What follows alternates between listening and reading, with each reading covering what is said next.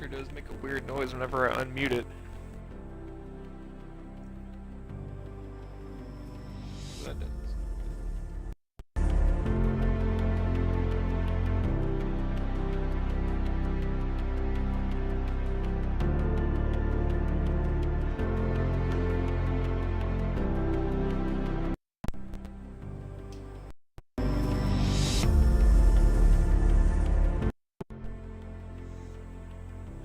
How does it sound now?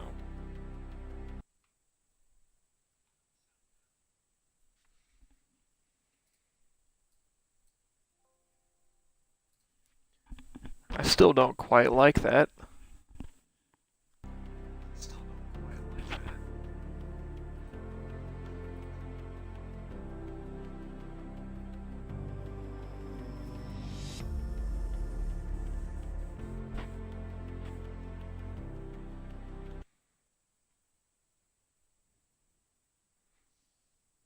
Man, I need to go ahead and get a new headset.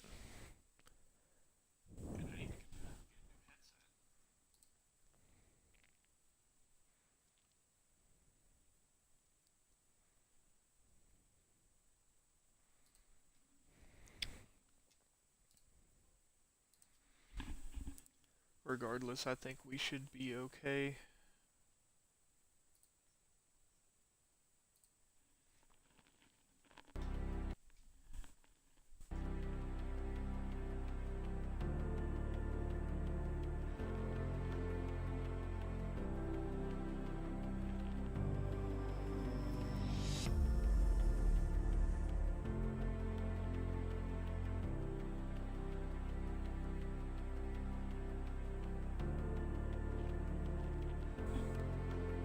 Hopefully things sound alright, but I'm just getting everything started, making sure everything works. I have had some technical difficulties previously with the previous stream, so we're just doing a double check, making sure everything works.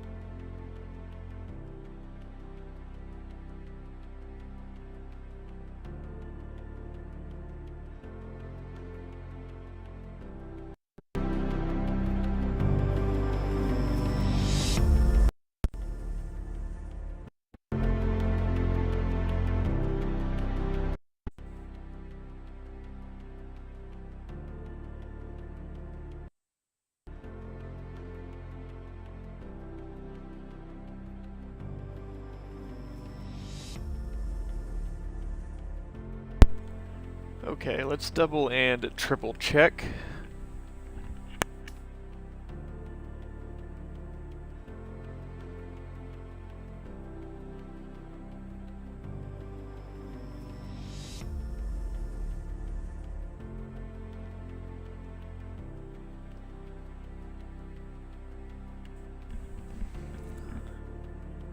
I think everything sounds alright.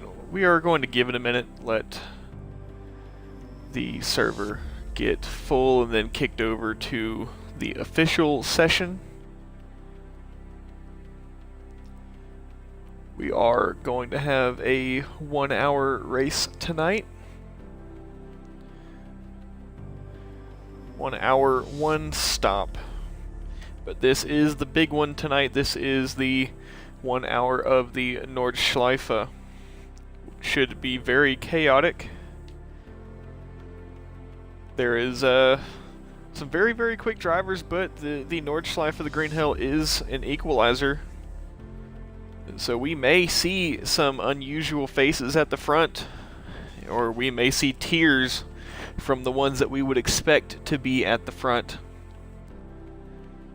Championship leading Ormiston in the previous round, the warm-up here at this race, and in the previous couple rounds regardless, has not had the outstanding performance that we have seen very early on in the series. So it's been a while since Ormiston had a win, and that Mustang, while it did look promising around here, showed pace consistent enough to stick around with the leaders, but just not enough pace to pull up to the leaders. And we are not going to have a full grid tonight, so could be big opportunity for points moving forward for any drivers that may be looking to get a jump in the championship standings. This is going to be one of those one-off events, one of those one-off tracks that will definitely shake up the championship.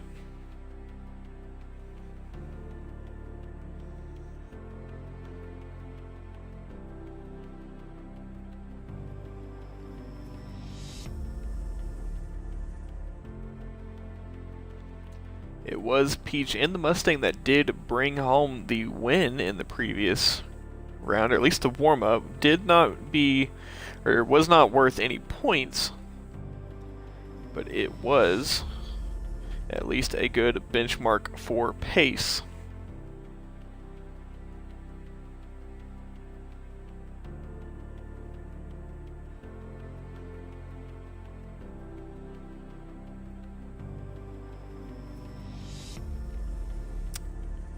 So, looking at the standings, Ormiston is in the lead, Platypus in second, Peach in third, and Peach taking home the win in the warm-up that we had here last week, the 30-minute warm-up. It could be Peach's race to lose here, but would be big points, especially if Ormiston is unable to really bring a strong result. And Platypus, in second place in the championship, did not really seem to be in a too good of a position to hold on to that championship either, or to hold on to that podium in the championship either, with I believe a lot of damage in the practice race, which it was just a practice race, so maybe not taken as seriously as some of the other rounds of this series. But regardless,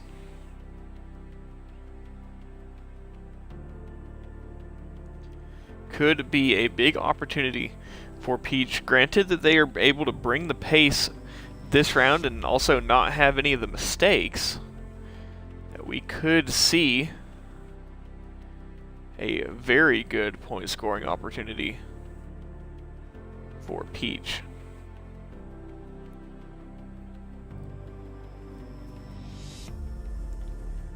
As always, thank you all for tuning in.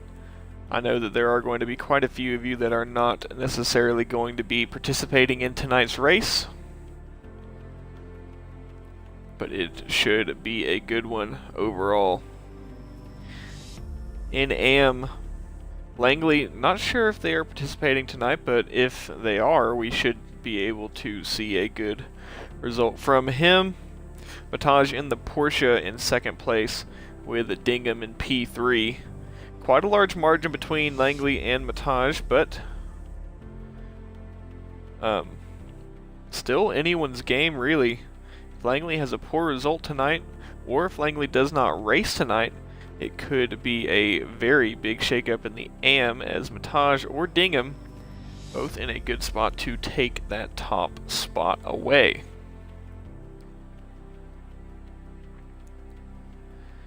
We are about 2 minutes away from the official reset of the practice server and kick over to the race server. But we will be ready with official practice, a 20-minute practice and a 20-minute qualifier very shortly.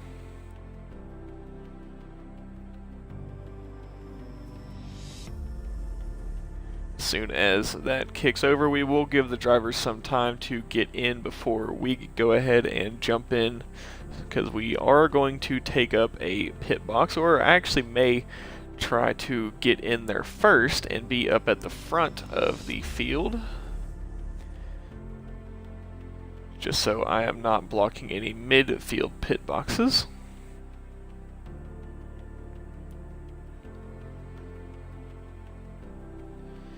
But regardless, thank you for tuning in. There are streams on the YouTube channel. I have made sure that that stream is working for this week.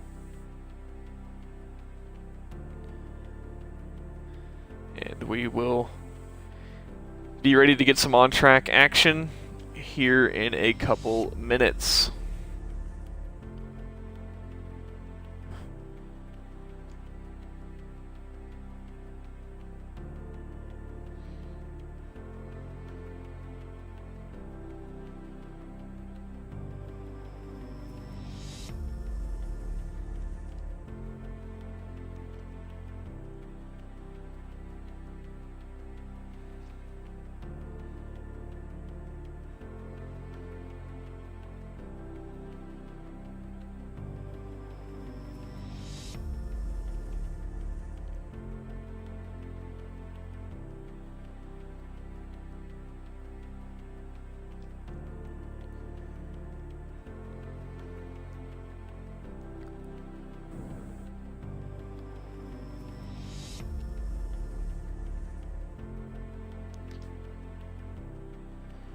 And there is the server reset, and we are going to go ahead and hop into this session.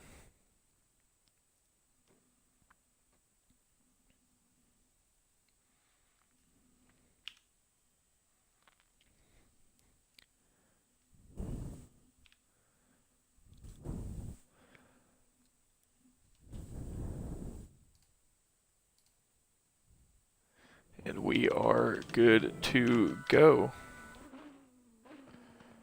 Ouroboros first out of the gate to go ahead and get this practice session started.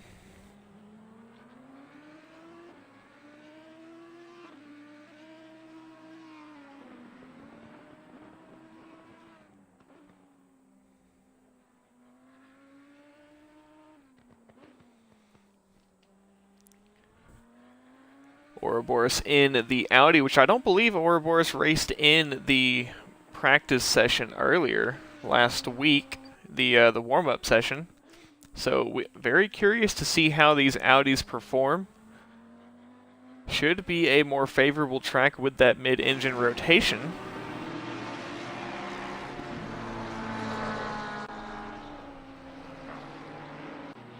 And through the Schumacher S, Ouroboros will complete the GP lap, come through the Joker at the final turn of the GP circuit, and will start a flying lap unless Ouroboros just takes the track position and goes on with the lap. No real need for practicing a full lap with the Joker lap unless you were just trying to see where your time would fall in the benchmark. So Ouroboros could go straight on, does not, does dive to the right hand side for the Joker lap and stays to the right hand side of the cones. You will see those cones being abused and knocked off because it does give you a better run out of the final corner.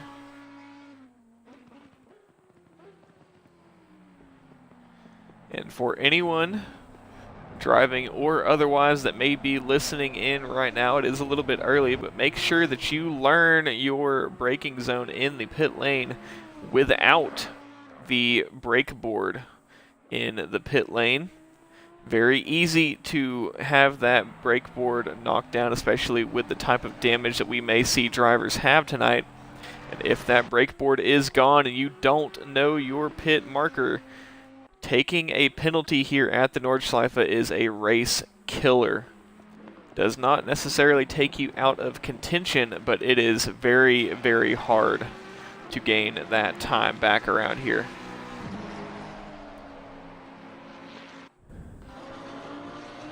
Trixit in the Ferrari, both Trixit and Aramich in these Ferrari 296s, very, very quick. Very much forcing the envelope on Peach in the warm-up last week. And speaking of, the winner of the warm-up in that in that silver and green Mustang, running some Castrol colors on there. I quite like that. I think Castrol may have been the vibe that Peach was going for. Different paint scheme to the scheme that was run the previous week during the warm-up. But Peach looking to repeat success. Very clean racing. Did make some mistakes, but was able to bring home the win, and turning left onto the Nordschleife towards the Sabina Schmidt curve, with the Mustang up ahead of Salinas. And very close running here into Hadsenbach and Hawk Eichen. Very tricky sections here, especially when you have traffic. Easy to get into some aero wash, some dirty air, maybe lose a little bit of the front end dive that you would be looking for. But big time drafting as you come out of the Quiddelbacher, or after you come out of Hawk Eichen onto the Quiddelbacher Hoa and up into Flugplatz. If you have the slipstream of the car ahead, granted you make it through Flugplatz carrying that speed through, very, very easy to go too wide or back off a little bit too much and break free of the slipstream of the car ahead. But if you are able to hold on to it, very easy way to gain some time, run away from the car behind, or pull on the car ahead, then hard braking into Arenberg. This is going to be a very chaotic section of the track. We do see the 720S of Pop almost go off at Arenberg. Very, very easy to go straight on. Brute in the Porsche. Also a driver that we have seen pop up into the fight for the podium. Could be an opportunity for a lot of championship points and a very good result for Brute, but very challenging track here. It does like to bite when you least expect it. Some other Porsches that we should be waiting on. Mad Psycaster in the Manti Grella livery, looking to replicate some Kevin Estra prowess around the Nordschleife. Hopefully no need for a pass in the grass, and hopefully no Buemi moments if any of you watched the 6-hour Lone Star Le Mans last weekend. That was very, very interesting moment between Buemi and Kevin Estra, where Buemi essentially just pushed Estra off the track at the straight into turn 12.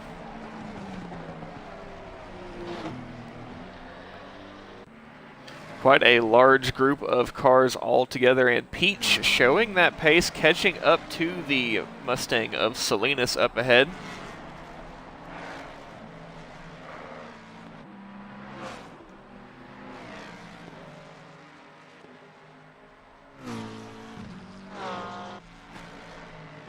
And welcome to the YouTube chat as well. Out of Bergwerk, Peach is chasing down the sister Mustang of Salinas. And I'm not sure if Peach is quite in slipstream range, and I'm not sure that I would necessarily want to be in slipstream range closing up to a car ahead as you come into the very, very tricky left-hand kink of Mutt Curva. Very, very easy to underestimate this corner. Touches the brakes too late, touches the brakes too early. We're just carrying a slight bit too much speed through there, and you can end your lap or end your race. But also on qualifying, very easy to just run the car a little bit too wide on corner exit through Mutt Curve, and you can invalidate the lap if you just so much as kiss the wall coming out of Mutt Curve. Into the carousel. This could be a trouble spot for some drivers, as we do see Peach go a little bit high.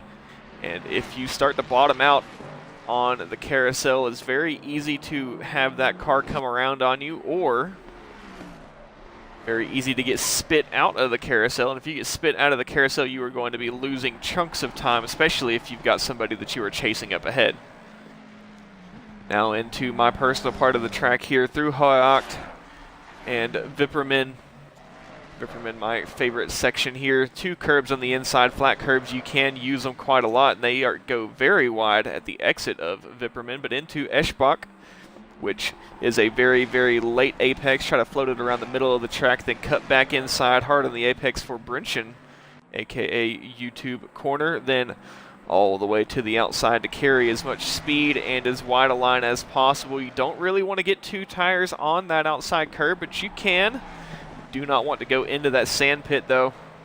And then the same thing coming out of Brinchen as you begin the run through the S's into Flonsgarten. This is a very, very tricky spot, especially with the jump into Flonsgarten, as you see both of those cars pick those front tires up just a little bit. Now flat out as we run to the S's. Very tricky here. You are absolutely on the limit when you come through here flat out, and I believe that was a lift from Salinas, allowing Peach to go by and into Schwabenschwanz. Very steep curb on the inside. If you touch that curb, you are going into that left-hand wall. Also easy to carry too much speed into the exit of Schwabenschwanz and upset the car on that curb on the outside. The Kleine Carousel also can catch you out if you get spit out of it a little bit too early, which did happen to Peach there. And Salinas is going to be set up in a prime position to get the tow all the way down this straight here. Granted, they are in the same car. Peach may be able to fend off Salinas a little bit, or Salinas may just sail right on by. Or if I am Salinas here, knowing that Peach is a little bit faster, I'm just going to hang behind for the time being. Very, very close to each other, and we may actually get some bump drafting. Nope. Salinas eyes the inside into Tiergarten. We've got some door-to-door racing, and it's just in practice. Now Salinas backs out as they head into Hohenrhein. Very, very hard to go there 2x2. And Salinas makes the better decision. Tap of the brakes, allow Peach to go around the outside. And now back onto the GP Strecke. Peach completing the first clean lap, and it's an 8:22.0. Track is not at its optimum condition, but we do have the time to beat in practice, an 8:22.0, but we will see times down into the 8-teens and into the 8-10s. And potentially we may see sub 10 times. Aramich does go faster, tricks it as well. The sister Ferraris, the team Ferraris actually of Aramich and Trixit. They both go faster than Peach, but not by much. Only 1.6 seconds over an 8-minute lap, A few more to come across the line. Cave, not in a Ferrari, but in a Mustang here at the Nordschleife, making a little bit of a car change. It's actually quite a lot of a car change, going from the Ferrari 296 into the Mustang, I think looking for a little bit more success, still running the same colors.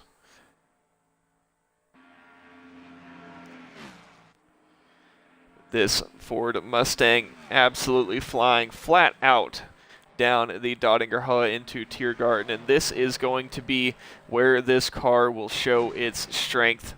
Easily the fastest car on the grid that we will see. I don't think we're going to have anyone in a Lexus tonight, but that Mustang will be very hard to get past even with the slipstream, but even harder to defend if you've got one in the slipstream behind. There are a couple other cars like the Ferraris and the McLarens that are very strong here. The Ferrari 296 and the McLaren 720S especially, very strong cars here around the Nordschleife. BMW, which we don't see too many of, but Brad just ahead in that green and white BMW M4 GT3.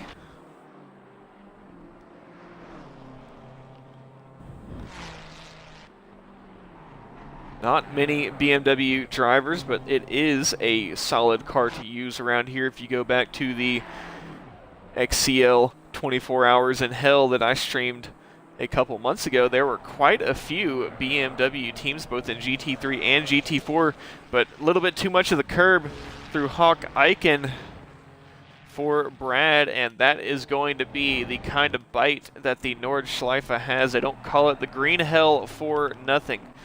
Platypus and the Aston Martin coming out of Hohenrain and across the line, looking to set a flying lap and just put something on the board. As long as it is valid, and it is very, very quick. Platypus looking to bring a fight for the championship, currently sitting P2 in the standings with Peach in P3. And if Ormiston does not bring a winning time, I mean, it is just practice, but qualifying will be very crucial here. Not so much in determining your finishing position, but you need to be set up with the traffic as best you can, because it is very easy to get involved with an incident in early traffic, especially if you are back in the mid-pack. Qualifying here is not so much for defending, but rather for surviving.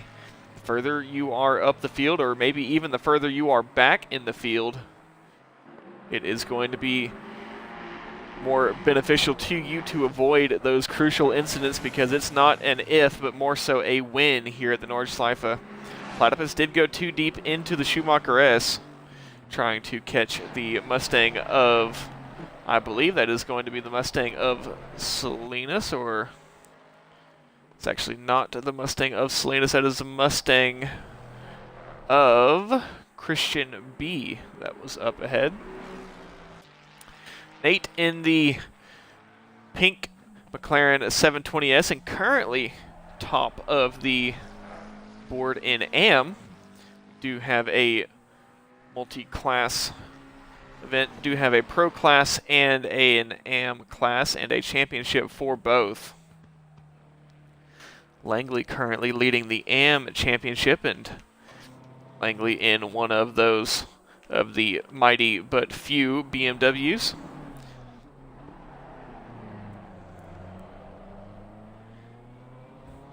Nate and Langley. And do we have Dingham here tonight? Yes, we do. All of those guys in the newly formed Too Slow Racing League. They do have some events coming up. You can check my Discord and go to their channel, Too Slow Racing, on my personal Discord if you would like to see any information on those events. I believe they do have a Saturday series coming up in partnership with TRC, so be on the lookout for that. Don't know the exact details, and I don't think that I am going to be commentating it, but I'm sure someone may. And if you are interested in doing some race commentary, please join my Discord. Send me a message with your intentions of, you know, what you're wanting to do, what kind of schedule you have, and I can find you a league if you would like to commentate. Obviously, we would have a little bit of shakedown on those commentators, just making sure that you kind of understand the gist of commentary, but if you are interested in doing race commentary and would like to have a regular league to commentate, there are very many leagues that are looking for commentators. Plenty of places to give you some work. GFR here is as good of racing as you're going to get, though.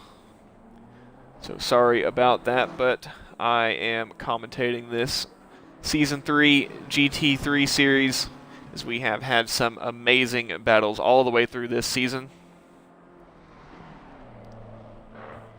Very close fights, very big moments, some upsets, and some absolute shocks. But for every upset, there is someone that has been given the opportunity of a lifetime. Sometimes taking home that first win in a big league is all it takes to really get someone motivated and pushed forward in terms of their sim racing career, and maybe that's all it takes to make the next maybe GT champion. There are very many drivers that have made their way from the sim racing world to the racing world. I mean, you look at the drivers of Jimmy Broadbent, Super GT, and you go all the way into NASCAR with Roger Carruth, William Byron, and a big air into Flonsgarten for Langley, and that is going to be the kind of bite that you can see. Very, very easy to just abandon the lap, and I believe Chandler could be at fault for that. That may be a little bit of a comment curse, because in the Twitch chat, Chandler did say go Niles, and then Niles immediately went off at Flonsgarten, so can't blame me for that one. But I have had my fair share of commentators curse as well.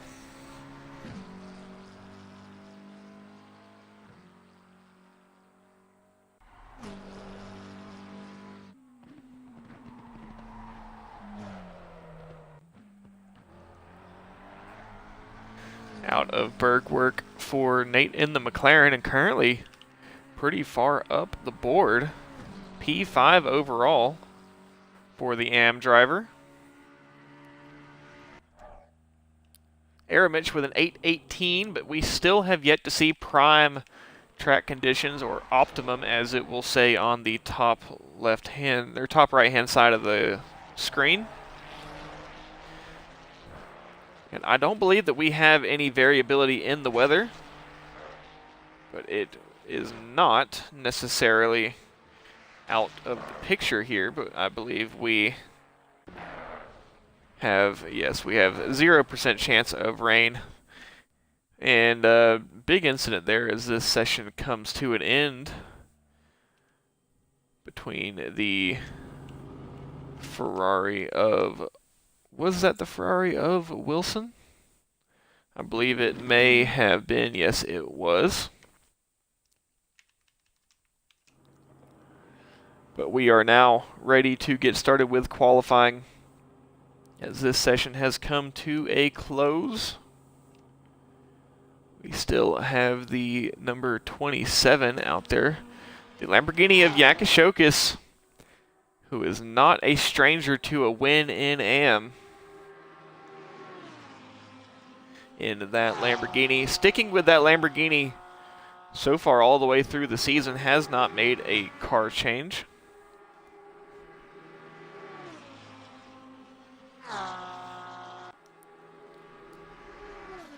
Once again, as I say every stream, make sure that you stay hydrated regardless of whether you are watching or driving, as I will be doing my part in that hydration.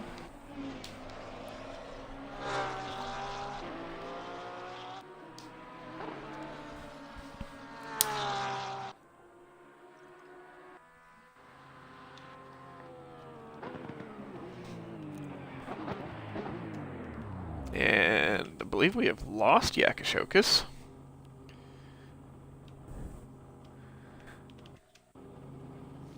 Rogue coming into the pit lane. Car number 427, the 720S McLaren of Nate, out of Schrabenschwanz into the Kleine Carousel.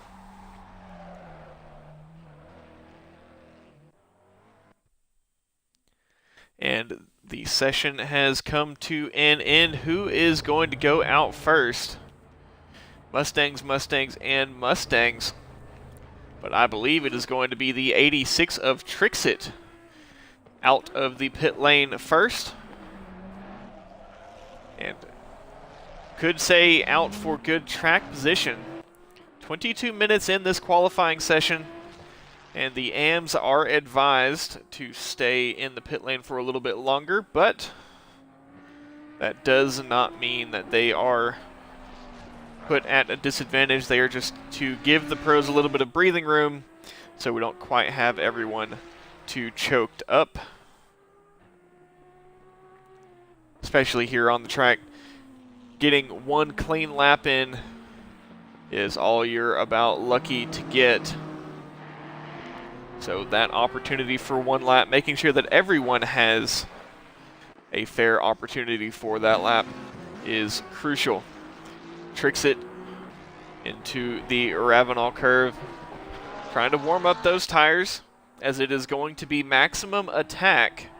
You do have 3 opportunities for a lap, but you think right around 11 minutes to get a lap in, 2 minutes around the GP circuit to get back around to the Joker to cross the line and then do that GP circuit again before you turn left onto the Nordschleife.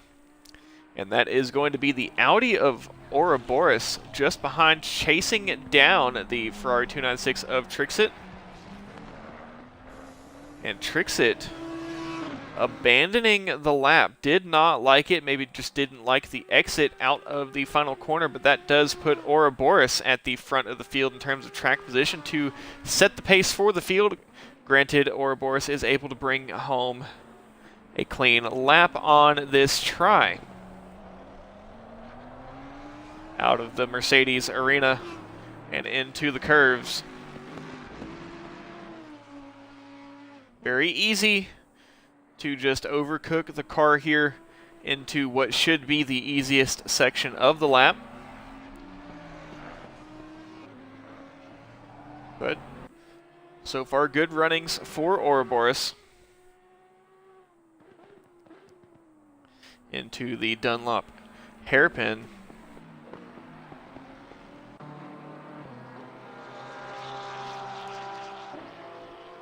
And up into the Schumacher S.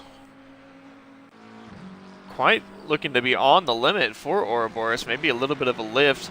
Didn't run all the way out to the exit curb quite as far as you could. And a little bit of a bobble out of the Ravenel curve, but overall still looking to be good pace. But this part of the track is only a small piece of the very, very large 8-minute long puzzle. And track not quite at those optimum conditions yet, so this could be a time to just get a lap in, but it is likely not going to be the fastest lap. Do need that track to rubber in a little bit more, and with more cars on the track and somewhat warm conditions, the track should develop. But Ouroboros, first one out onto the Nordschleife, headed into Hatzenbach. And that may invalidate the lap. That is going to invalidate the lap, and Ouroboros forfeits the track position. And I think that is going to give it to the Mustang of Salinas, who is now going to be the first out to get a lap in. Clambering and clattering over the curbs through Hatzenbach. But now onto the Quiddelbacher Hoa. And no one ahead, no one close enough behind to use that slipstream. Brad and the BMW, the next behind. But Brad, we did see make some mistakes on the previous lap into Flonskarten for Brad. And you can see that car leaning as you come around Flonskarten. It is flat out nearly. Schwedenkreuz here is as well. And just 2 tires on the curb before hard braking into Armberg and late apex around into Foxhole. Now we should see Salinas just absolutely flat out into the compression. Do need to watch out in some cars. They do like to bottom out into the compression, but good run so far into Adnar Force. Late apex into Adnar Force to try and get the straightest exit out. Touch of the brakes through the middle and back on the throttle up the gears towards Metzigesfeld. Very long double left-hander. Very easy to touch that inside curb and go out wide, or just hang the car out a little bit too wide and 2 tires in the grass, and that is enough to just pull you right off. But clean through there for Salinas. Now into Callan Hard, slight camber, hairpin is able to pull you around and you can carry some speed in. Now we come into Versiphen. Short chicane before the miss section. Missed the first apex, hit the second apex, missed the third. Something you should have learned from all those years watching Jimmy Broadbent. Now into Brideside. The weird-looking chicane hairpin section does have some camber to help pull you in. Now we run down towards Exmula, a more compression style, but very late apex. Try and get that car set up as good as possible. Now the off-camber uphill, very easy to slide the rears in a little bit too much, especially if you get on the brakes at the top or if you are too eager on the throttle. Now the run into Bergwerk. Very fast section here, and the last of the top speed sections before the Dottinger Hoa. A little bit of a bobble of the rear tires from Salinas out of Bergwerk, but now it is flat out onto what I like to call the back straight. No real antics here, just need to make sure that you hit the apex of the curb of Kesselchen, and does make it through Kesselchen, and the hardest corner of the entire track, in my opinion, this left-hand kink of Mutt Curva. Very easy to just carry too much speed in or touch that apex curb on the inside and disrupt the car. Now into Klostertal. Very good for Salinas so far, but there is still work yet to be done. Out of Klostertal and into the carousel. Straight through the S's and then hard brakes before you get down into the banking. And it is a good run for Salinas, a little bit high. That is going to shave some speed. Not quite fully embedded in the banking like Salinas would have wanted. Now we head up the hill towards Hoa Acht. Very tall curb on the inside apex as you head up the hill. Do not want to touch these curves. You can touch them, but it is going to kill some speed and upset the car. Do not touch any of these curves until you get to the double left hand, right hand of Vipperman, and you use and abuse those curves. Hit the first one, did not hit the second one, and did not run all the way as far wide to the outside as you can at the exit of Vipperman. Now into Eschbach. Hard braking, a little bit of camber, a little bit too deep. It is a late apex, but not that late of an apex. Now onto Brünchen. Salinas has survived a few of the very difficult sections. Very easy to slide the car, spin it around if you get onto the curb at the exit of Brünchen, and does miss the flat curb. That is going to kill a little bit of time, and we did get a glimpse of that BMW of Brad. Now into Flonskart in the jump. A little bit of a bunny hop for Salinas, and sliding the car through just on the absolute edge of grip. Now flat out through the S's, or it should be flat out, but we have seen some safety lifts through here, but that is going to cost some time, especially if you are pushing hard margins trying to get a lap in. Now into Schwalbenschwanz, very difficult section here. Don't want to touch that inside curb. Very easy to upset the car, and also coming into the outside the outside curb. Don't want to touch that either. As long as you have the steering wheel straight, you should be okay. And through Kleine Carousel as well, not getting spit out too early. It is a good run so far. Now trying to set up the triple apex onto the Dottinger Hoa, and it is going to be flat out from here. But looking behind, the BMW of Brad is very close behind. Has definitely closed up those margins, and I think Brad is going to be on a faster lap. But Salinas looks to be clean. A couple more tricky sections yet to go. Do have to make it through the complex of Tiergarten and Hohenrain. Should be flat out, but that is on the limit. If you want to take it a little bit safer, you may give it a touch of the brakes or a little bit of a lift. But it can be flat out all the way into the braking zone, and it looks to be flat out for Salinas. Hard braking into Hohenrain. Almost too deep, but overall clean. And out onto the GP Strecke nicely. What is it going to be for Salinas to set the first time of the qualifying session? It's going to be an 8:24.6. What is Brad able to do? It's going to be an 8:21.6. The track is now optimum, so it is now go time. Time to get those laps in. We are going to see the lap times drop a little bit, especially with those optimum track conditions. The track has warmed up a little bit. Who else do we have coming down the line? Trixit has had some issues consistently in and out of the pit lane. Marvy in the AMR colored Aston Martin. Coming out onto the GP Strecca. What is it going to be for Marvy? It is good enough for P3. The number 420, the Manti Grello, good enough for P4.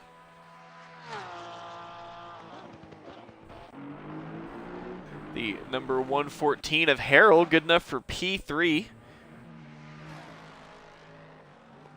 And about one more lap worth of time if you are just coming off of a hot lap. The number 24 of Brute in that Gulf liveried Porsche 992 GT3R. As we have only 5 valid laps posted. And if you are one of those potential front runners or a championship leader, you want to make sure that you get this lap in. You do not want to be mixed up in a random position in the middle of the grid. A little bit of a wobble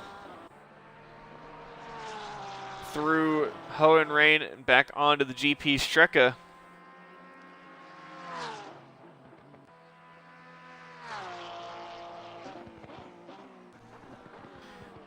What is it for Brute? It was not valid, but I guess that was just a practice lap and flying coming across the line.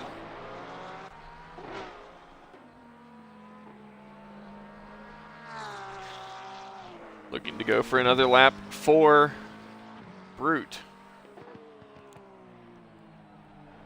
Number 80 of Pop in the McLaren 720S. Coming through the Kleine carousel, does get spit out a little bit early. That is not going to be the optimum line.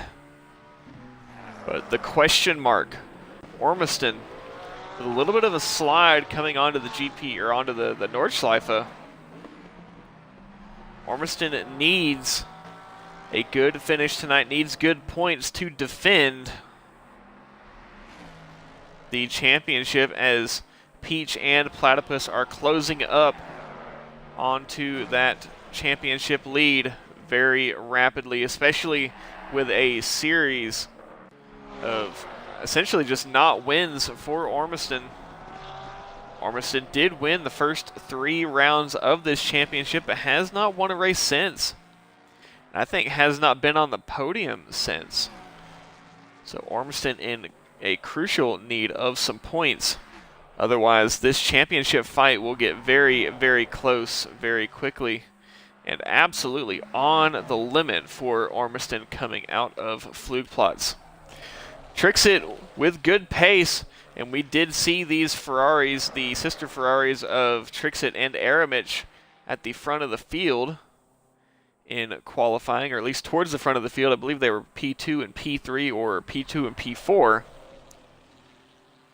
But unable to get a valid lap in yet this session. And it is going to be go time, as when they do cross, or when Trixit does cross, granted this lap is valid, he will have one more to try to improve. But like I said, you really only get 2 good laps in, especially with the track conditions kicking over to optimum further into the session. Still only 5 valid laps on the board as well. But I can imagine that we are going to see very many times come in the 999 of Sierra with an incident and brings that car back to the pit lane. Schwartz in the Ferrari 296 looking to bring a lap in, does get spit out of the Kleine carousel early.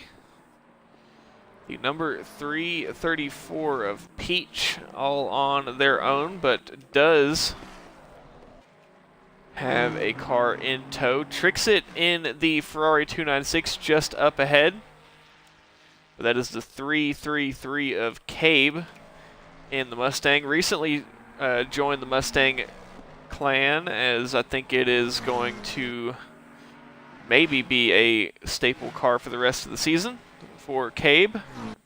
Number 700 of Rowden had an issue, and back into the pit lane for Rowden.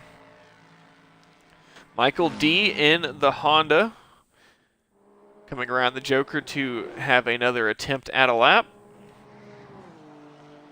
And the final attempts will begin very soon. The number 3 of Ouroboros still yet to complete a lap.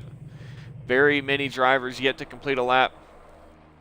Trixit going for a lap here with Peach not far behind, and Ormiston just a little further behind. It does have the Grello Porsche of Mad Psycaster in between.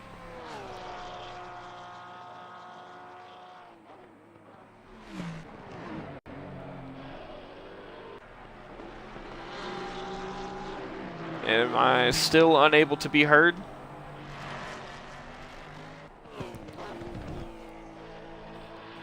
Somebody can confirm whether or not they can hear me.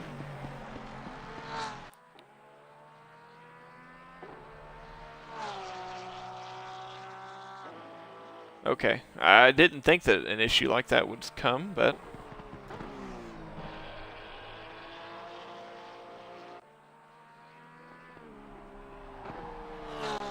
we have a few more times coming down the pipeline. Harrell still P4, Langley P3, Wilson P5 in the Ferrari, Nate P6, Marvy P7, Dingham P8, Psycaster still P9.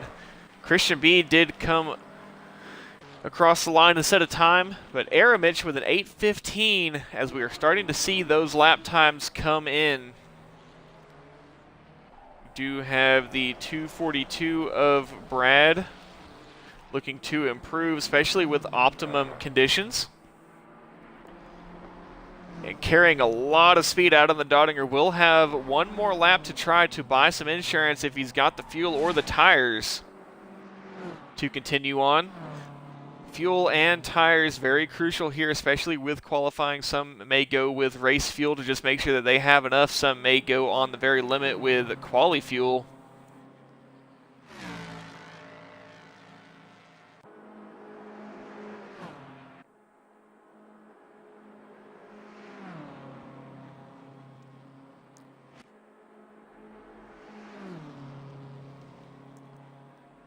Aramich with the time to beat an 8:15.7. Brad looking to close that gap or take the pole position here, as many of our championship leaders and front runners will be setting a valid lap here.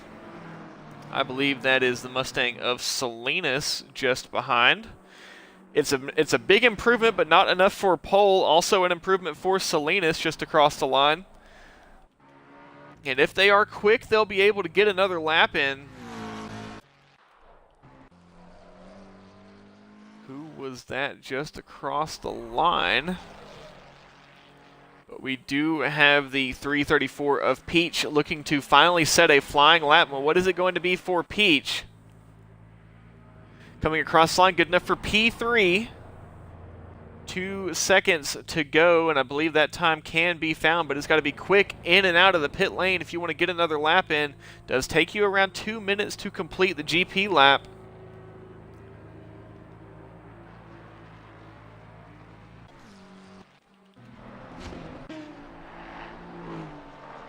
Brad in P2, Trixit in P4 now.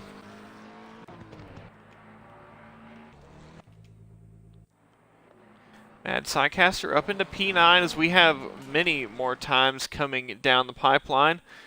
And this is going to be the next time across the line. It is make or break for these drivers from here on out. If you are not out of the pit lane, you're going to cut it very, very close for another lap, or you are going to be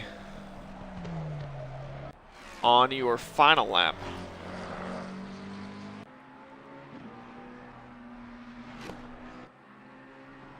So Cabe leading the McLaren of Nate, I believe.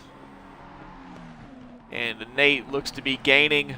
We'll probably try to find a way by at Brideside. Cabe a little bit wide, and it's going to be a spin. That is Cabe's qualifying session over. Hopefully Nate didn't get too impeded by that. The Ferrari of Wilson also behind. Nate coming out of Exmula. And this is going to be flat out clean air. Nobody to worry about ahead, but no room for mistakes.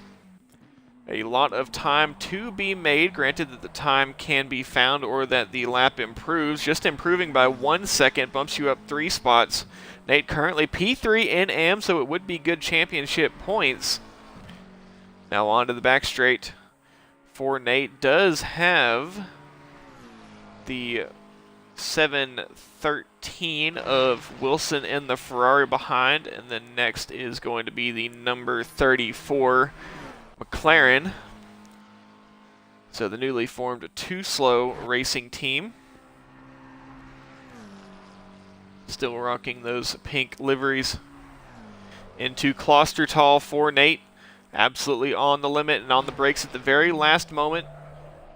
Just hanging around the apex. Carousel is a big time to make or break time.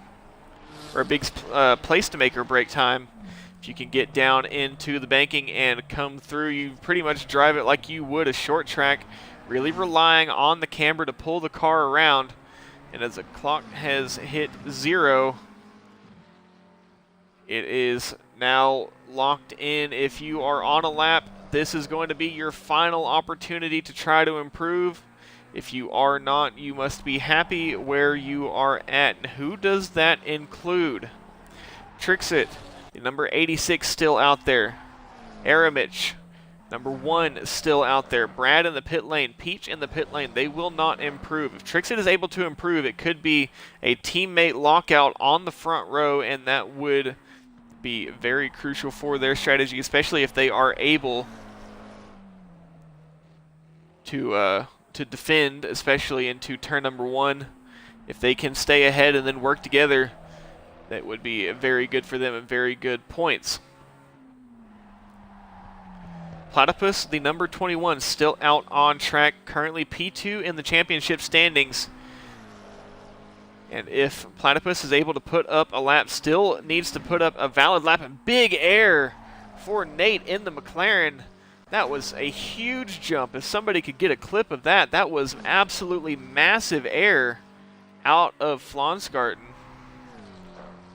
Flat out through the S's.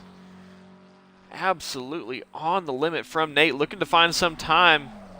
And I believe he's got some time, otherwise he wouldn't be pushing so hard. Out of Schwalbenschwanz. And absolutely on the limit. Needs a very good Kleine Carousel and does get it a little bit early, exiting Kleine Carousel. Now on to the Dottinger. If you are able to improve here,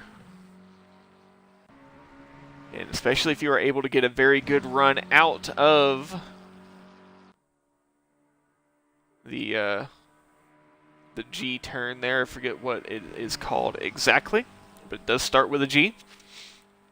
But now Nate, looking to improve, does have a few more contenders behind, namely the number 34 of Dingham. Also in a McLaren, just a couple seconds behind.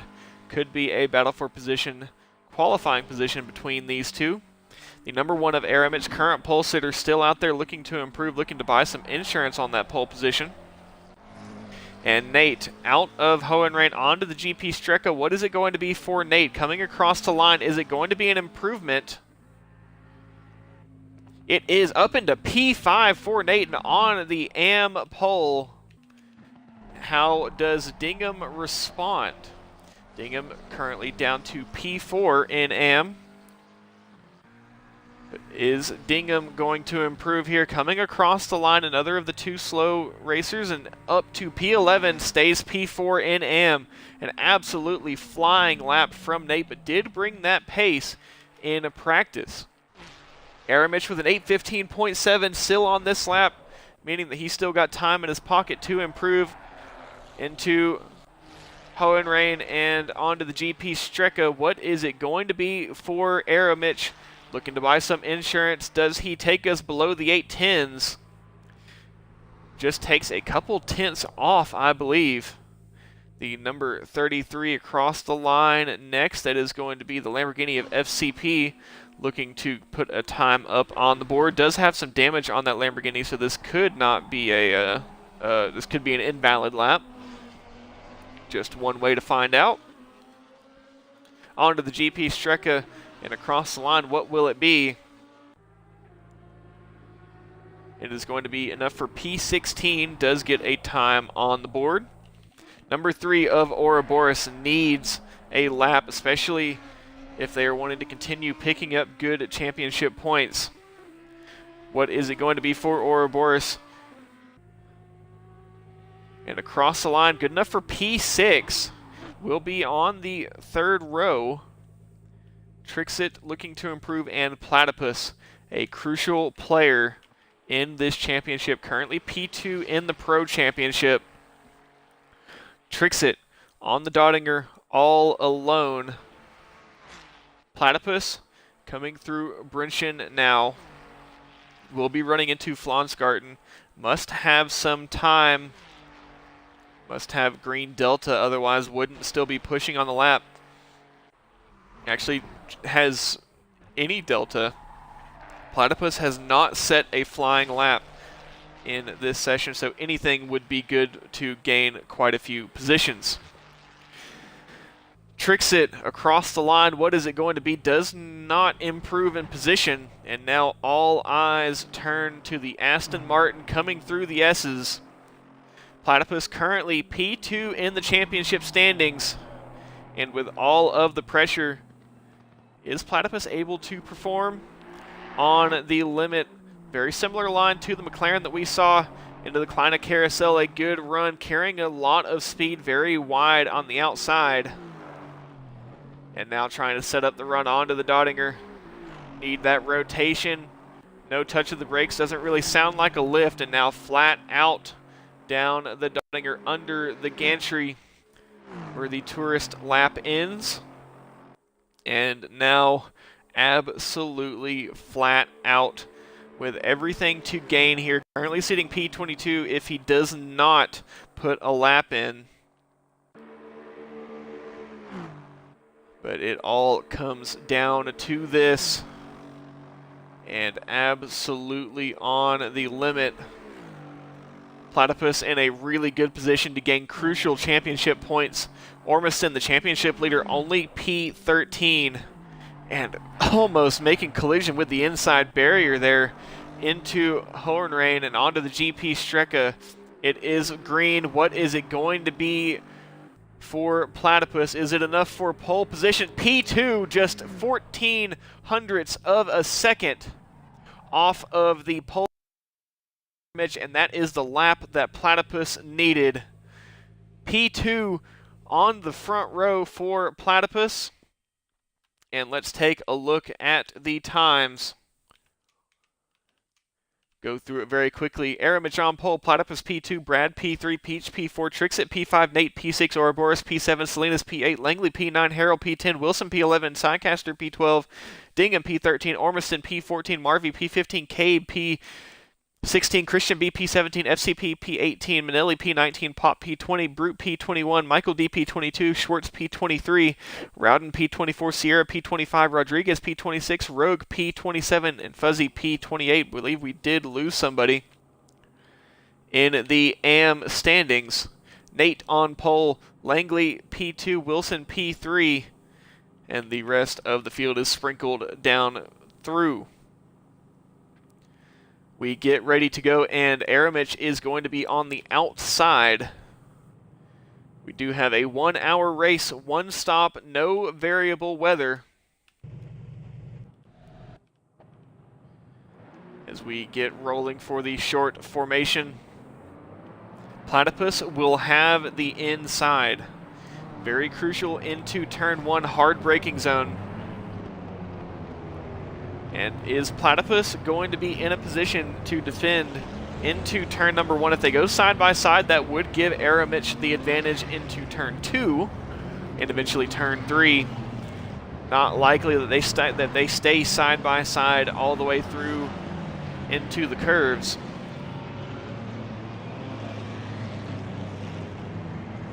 But as we get rolling, Aramich will lead us to the green flag as we get this grid formed up. The teammate of Trixit on the same side of the track, but does have the BMW of Brad in between, so not going to be much team play there. Peach in P4 with the teammate of Ormiston all the way down in P14. Ormiston needing a good result today, cannot afford to get involved in any lap 1 incident as they assume their position. Platypus very narrow on the inside will hold the offensive line into turn number 1 as we get ready to take the green flag. Green, green, green, and Aramich does get that better start and no penalties on the jump. But Platypus is holding steady on the inside as they come into turn number 1. Aramich will hold on to the lead out of turn 2. Brad up into P3, Peach stays P4. The battle for the lead is between Aramich and Platypus. We have had some incidents behind. Not sure of exactly who all is involved in that. Number 711 of Rogue involved. The number 420 of Psycaster into the pit lane quickly, or was that a pit lane start for Psycaster? It may be a pit lane start for Strategy. And Fuzzy in the Lamborghini involved in that as well.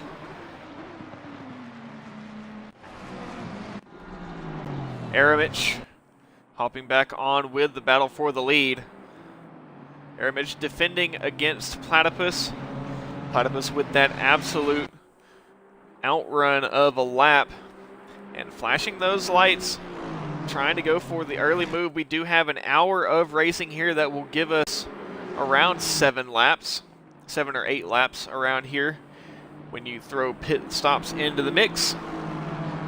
But they turn left onto the Nordschleife. And Aramich leads Platypus, Brad, Peach, and Trixit behind. They will all just cycle single file as they head on to the green hell.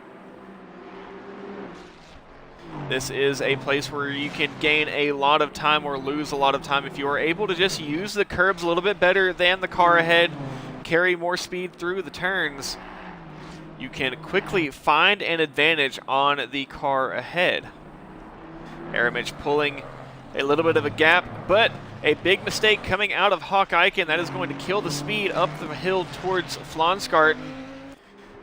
Not quite close enough is Platypus for slipstream on Aramich, but he does have the threat of Brad and Peach and Trixit all behind.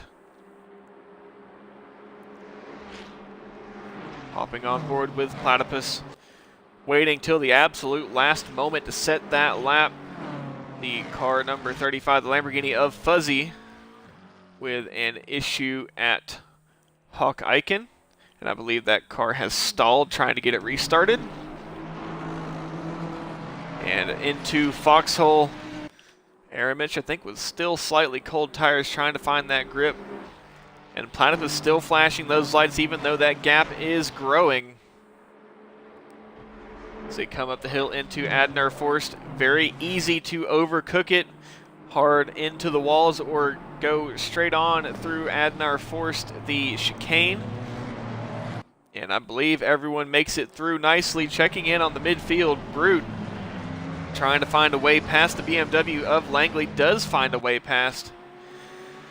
Nate, the AM Pulsator, with the Mustang of Salinas just ahead.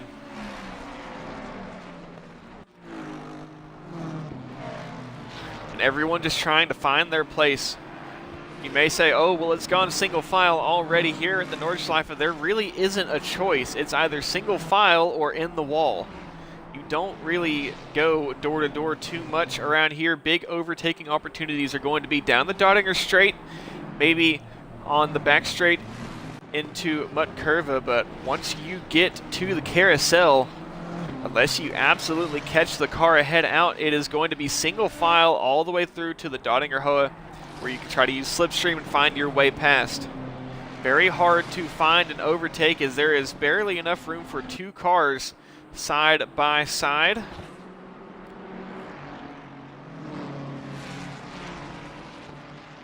But Platypus in the Aston Martin trying to chase the Ferrari 296 of Aramich as they come into berg work for the first time. That Aston Martin does seem to be pulling a gap to the BMW of Brad, who does have the Mustang of Peach, and this is going to be where this Mustang will show its strength on these straightaway sections. That Mustang will just inch closer and closer as it is almost completely covered the headlights on that rear wing. And by the time they get to Newmark Curve, the Mustang will not be quite close enough for the overtake, but has definitely gained a lot of time. And look at the gap to Trixit in the Ferrari behind. Trixit did get a little bit of help with the slipstream, but was not really able to pull on the Mustang, not quite as hard as the Mustang was able to pull onto the BMW. As they come through the turn sections, though, that is where the Mustang will lose out and the Ferrari is a little bit stronger. This is what we saw in the warm-up in the previous race. Peach and Trixit. This was the matchup, Peach, Trixit, and Aramich. Granted, Aramich is at the front. Would not be surprised to see Peach slice his way up through the field. Now they are on to the very technical section here through Wipperman and Eschbach and Brünchen. Very sharp, steep curbs. You do not really want to touch them very much, as you can gain or lose a lot of time through here as they come into Wipperman. Flat curves, you can use a lot of both of them, and especially on the exit. This is where the Aston Martin seems to be picking up a little bit of pace, as Aramich does slide the nose, think a little bit of understeer at corner exit, and a wider line from Platypus, as he is definitely closing the gap on Aramich up ahead. A little bit too wide, two tires in the sand for Platypus, but still does not really seem to upset the car too much. More tires in the sand, and I think Platypus is pushing, and we see a little bit of a bobble there, some oversteer at corner exit, and that gap continues to grow. Battle behind between the Mustang and the BMW as they come into Flonskart. Big air from the BMW all the way out to the outside of the track. Almost two tires in the grass. Do not want to go two tires in the grass, and this is where the Mustang is going to have a little bit of trouble. Not quite with aero wash, but carrying so much more speed through these flat sections that you're going to have to actually check up and maybe go a little offline to just try and carry the speed as best you can. Two tires up on that outside curve can be done, but is very, very risky. And now this is going to be the trouble spot for Brad, because I don't think he's going to be able to hold on to this position as they come onto the Dottinger Hoa. BMW does get a good run out, but we are just going to watch this Mustang cruise right on up to the back of this BMW by the time they get to the end of the Dottinger Hoa. Mustang is gaining. Does not seem to be gaining too much. Might have been right at the very edge of that slipstream, but now as they get up into high gear, that Mustang is able to pull. They may get side by side into Tiergarten, as that Mustang has now closed up that gap all of the way. I think that gap was right at nearly a second. And once that Mustang crept up into slipstream range, was able to just glide right up onto the rear of that BMW. We'll be able to continue using some of that slipstream as they come onto the GP Strecke. Aramich leads the first lap with Platypus a second and a half behind. Brad a second and a half behind the next. And will Peach go for the move into turn one? Will not. Gets very, very close though. Mustang, a very strong car here, especially with the amount of flat out sections that we have here at the Nordschleife. Nate with the Porsche of Brute behind does have a good gap built to the next AM car of Langley. And Dingham not far behind. Ouroboros in the Audi. A typical top contender, but just having some trouble here at the Nordschleife. Same thing for Ormison, who actually has a good bit of damage on that Mustang. that could become a factor when it comes to the pit stop, as we may see Ormiston repair some of that damage. That will add some time, but being such a long lap, you're really not going to lose too much by taking those repairs. So we could see Ormiston go for the repairs there in the pit lane. Schwartz in the pit lane early. Christian B coming into the pit lane with big damage early, but it will get the pit stop out of the way, but I don't think that they're going to have enough fuel to run the rest of the race. Actually, they may. If they've loaded up with fuel, they may be able to go the rest of the way without a stop. Granted, they are able to keep their nose clean and bring it home in one piece, which is very difficult here. You look at these leaders and you say, oh, well, they're out in the front, and if this was any other regular track, yes, you could maybe write them off as being off in their own league. But the Nordschleife is like a snake at night. Can't really know when, but it could strike at any moment and catch any driver out. As we see Platypus have a little bit of a moment through Hawk Eichen. The exit of Hatzenback through Hawk Eichen. And now the battle between the Mustang and the BMW, as Peach goes for the overtake, will force Brad to try it around the outside, and that's not really something that works. Brad goes wide, but brings it back on, is absolutely trundling through the grass, but does eventually bring it back on track, and that was very nearly race over for Brad, but that is just what happens when you try to go side by side, especially into a very, very fast corner like Fluke Plots. Platypus still trying to catch up to the Ferrari of Aramich. Peach passed Brad, albeit it was a little bit of a hairy pass as they went side by side through Fluke Plots, and Brad ended up catching the short end of the stick there. Now Peach has a little bit of open air to operate freely and try to close up the gap to the battling duo up ahead, or at least to the Aston Martin of Platypus. This is where you're going to see kind of the difference between a qualifying driver and a race driver. Some people are very good in qualifying, some people very not quite able to bring it home in the qualifying session. Harrell with damage on that Mustang, and I'm not sure, that may be Meatball Flag. That diffuser does seem to be loose. A big moment for Harrell, who did have a good qualifying position. That is going to be a change of strategy and limping that Mustang back home that does not seem to be in tip-top condition.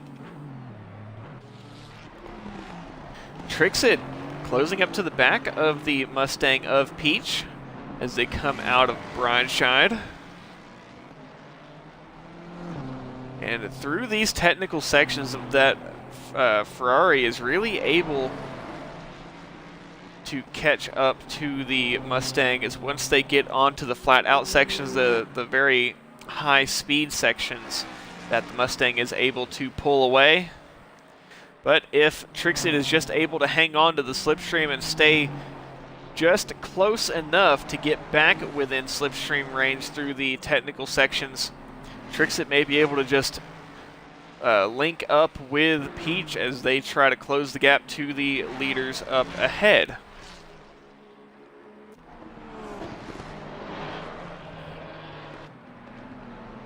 Nate with the Porsche of Brute and the Mustang of Salinas just going past, and the AM Championship leader of Langley now in P2 in AM. The leaderboard will update, or will reflect that once it gets to the next timing line and updates. And Langley looking to take home another AM win if he can close up to the McLaren of Nate up ahead. And very wide from Nate. Did he make contact with the outside wall? I don't quite think so. Don't see any damage on the right-hand side of that McLaren. But Langley does seem to be closing that gap to the AM leading McLaren. Platypus just holding a healthy gap, staying right around 2 seconds, as the Ferrari and Aston Martin do seem to be pretty balanced through the technical sections. Peach in the Mustang was able to break away from the Ferrari of Trixit slightly, and coming through Vipperman, Peach very much using every bit of the track the way I like to see it done, as those flat curbs through Vipperman are some of the most fun sections of the entire track.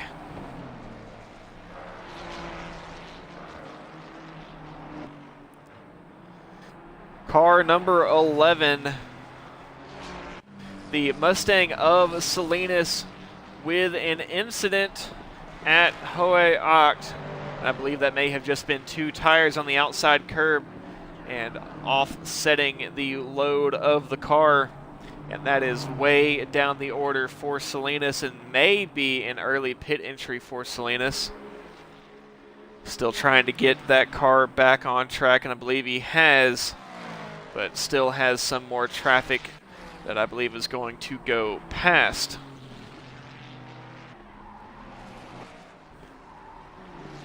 This top 4 still running pretty much without issue, no damage on any of their cars, as we're already almost a quarter of the way through this race as we come to complete our 2nd lap.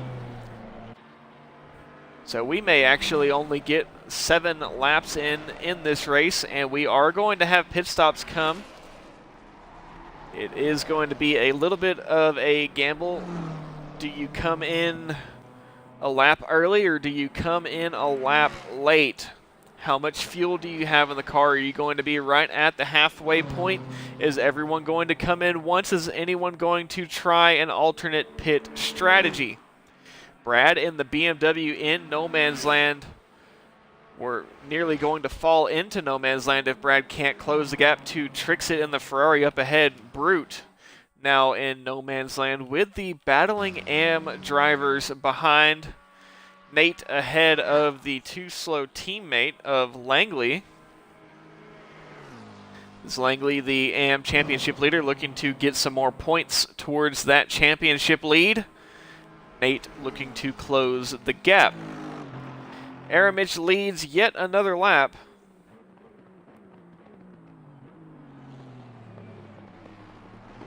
And Platypus has closed the gap up by quite a bit. 1.6 seconds was 2.3 at the last timing line. Trixit losing out to Peach a little bit, who is in that open air and is trying to close the gap to the leaders up ahead. We do have some battles between Ouroboros and Michael D in the NSX. I think Ouroboros may have just gone past Michael D. And just behind Wilson in the Ferrari, a late move into the pit lane. And that may be strategy, as there doesn't seem to be too much damage on that Ferrari 296. So could just be going for the early stop.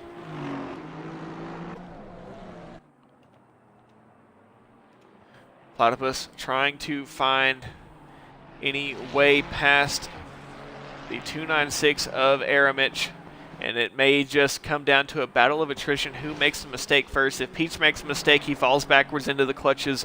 If Platypus makes a mistake, he falls backwards into the clutches of Peach. If Aramich makes a mistake, he falls back into the clutches of Platypus. And that is going to be, I think, what this battle will come to, unless Platypus is able to find some time on the Nordschleife. We'll have to see at the next timing line how this gap is developing, and Peach also closing up as we see that Mustang just poke into the background of Platypus here, a little bit wide coming into Hatzenbach, but that is the one part of the track that will be slightly forgiving to you if you go a little bit too wide. Car number 713 of Wilson, a 30-second stop and go penalty, and that is going to be the absolute last thing you wanted to see coming into the pit lane, as it is going to be 1 lap back around, likely 1 lap back around and into the pit lane to serve that penalty, unless Wilson just goes for some more laps, try and close up some track position, and then serve the penalty.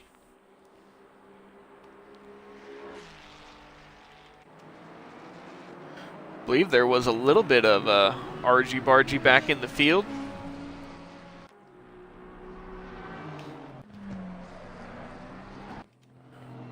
Ouroboros, I think, dropped down a couple positions. Ormiston up ahead now. Currently running P11 overall, and that is not really going to be what Ormiston is looking for, but does have cars a little bit spread out up ahead, so should be able to make some time past those cars up ahead if Ormiston is able to gather up the time and put those laps in. Aramich and Platypus just running within sight of each other, but Peach, who has actually had that gap grow to Platypus just ahead, but this trio up at the front with Trixit, and Trixit into the pit lane. I think Trixit may have had an incident, and that is going to be very rough for Trixit, as I think that may have been a return to garage rather than an entry into the pit lane, and that is going to score Trixit very far down the order, especially with this many cars on the lead lap. Do a little bit of a wellness check on the field. Nate and Niles, teammates, still battling as they come out of Kallenhard into Versiphen. Pop with the Mustang of Ormiston closing up. Dingham in the McLaren in no man's land, trying to chase the Mustang of Ormiston up ahead. Checking back in with our leaders. Platypus just holding the gap to Aramich. And a big battle in Manelli leading Rodriguez as Ouroboros has gone by. Ouroboros does have damage. Marvy in the AMR liveried Aston Martin with damage on that Aston Martin as well. And Ouroboros with a big incident, and that is going to be into the pit lane for Ouroboros. That is going to have to be repaired, but I think that car is going to have some driving issues and will be limping all the way back around almost halfway through the lap. Ouroboros is definitely going to be losing some time and positions, as I believe the Mustang of Cabe is going to sail right on by. As they come into the carousel, Aramich and Platypus still just doing the same old song and dance. Just running one in front of the other, waiting to make, or for one driver to make a mistake. And yes, Trixit has had an RTG, and that is going to be very unfortunate for Trixit, dropping out of this battle for the lead. Peach has also made a mistake, and that is going to drop Peach back in the battle. Same thing with Brute, as that gap, not Brute, Brad, as that gap is growing. Brute next in line. But it is really going to come down to the two on top, Aramich and Platypus, at least so far.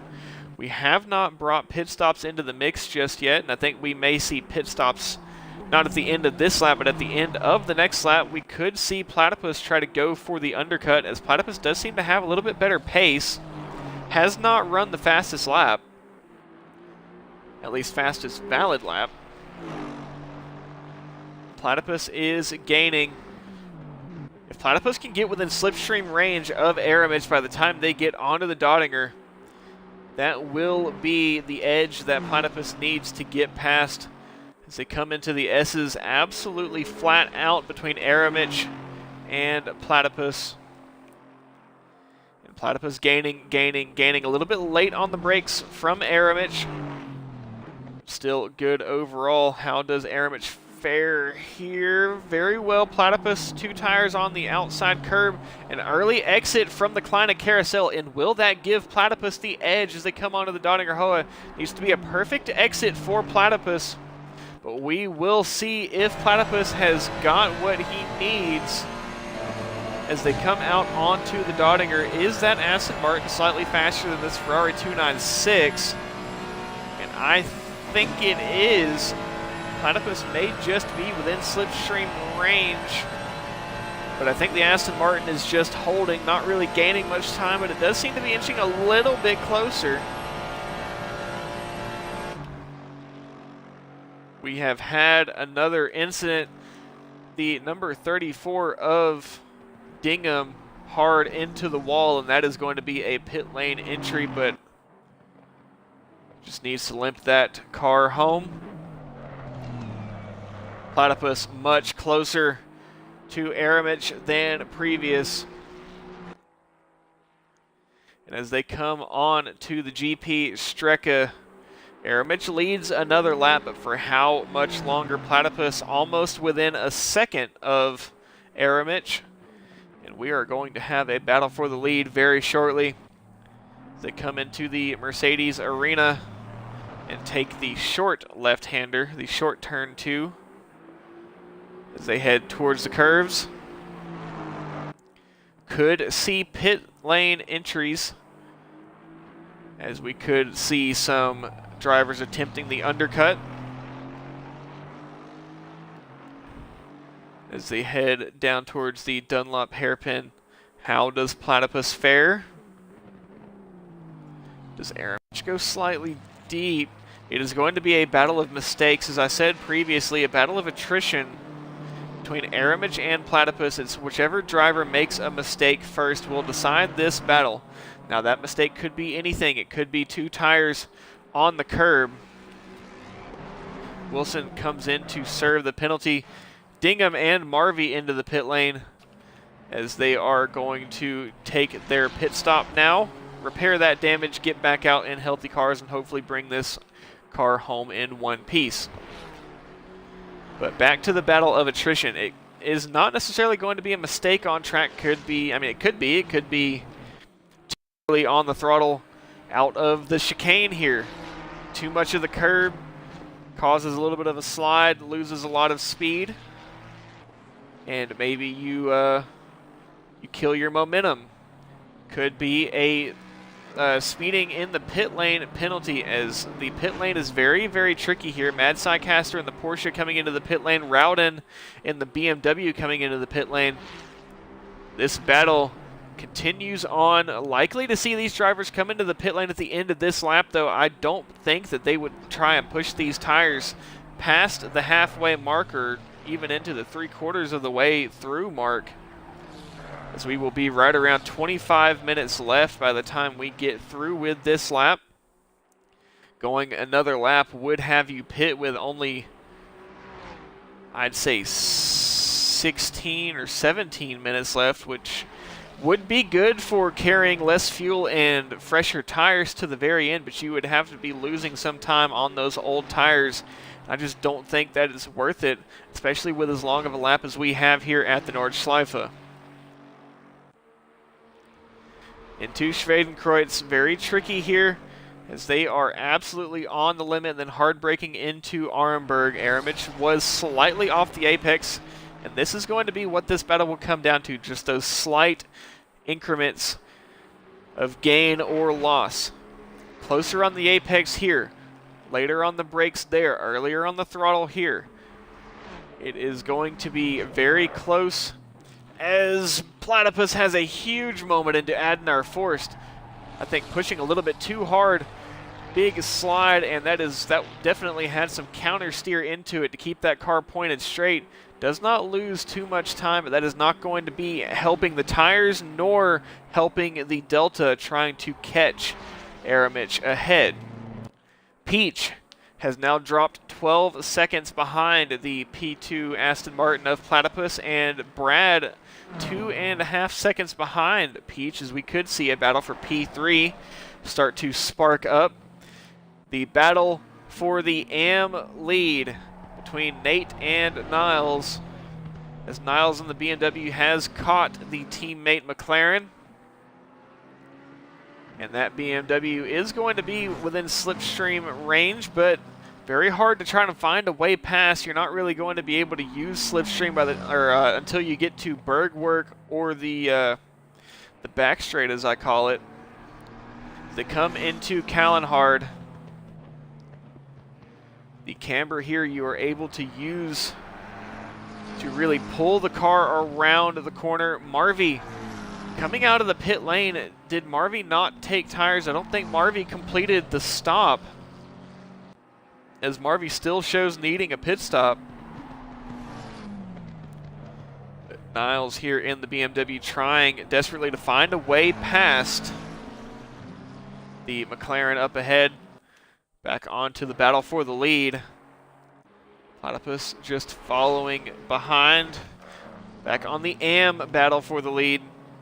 As they come out of Exmula, the McLaren does seem to get a better run and a twitch from the BMW that is front engine rear wheel drive versus mid engine rear wheel drive. And we are officially halfway through the race. Platypus and the Aston Martin has closed up quite a bit as they came out of Mutt Curve and into Klostertal. Did Aramich make a slight mistake and have to maybe give a little bit too much of a lift into Mutt Curve? Was that the equalizer? Platypus with a little bit of a jump as you heard that engine go quiet there for a second, as that is going to be just no load on the engine. You will also hear that as you come through Flonsgarten. Nate in the McLaren has now opened a gap to Langley. Langley will have to try later to get that position.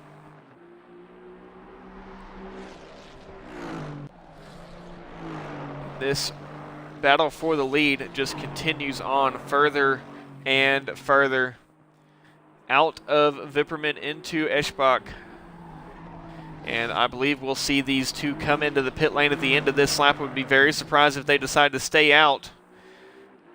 But could also see Platypus come in. If Aramich looks like he's staying out, if I were Platypus, I would go for the undercut, try to catch Aramich out. He is definitely not going to be able to run a faster lap on those older tires. And you have about 7 minutes of an undercut for about a minute of a stop. You're only going to take a little bit of fuel, but you would have much fresher tires. And think of it like you would a normal track.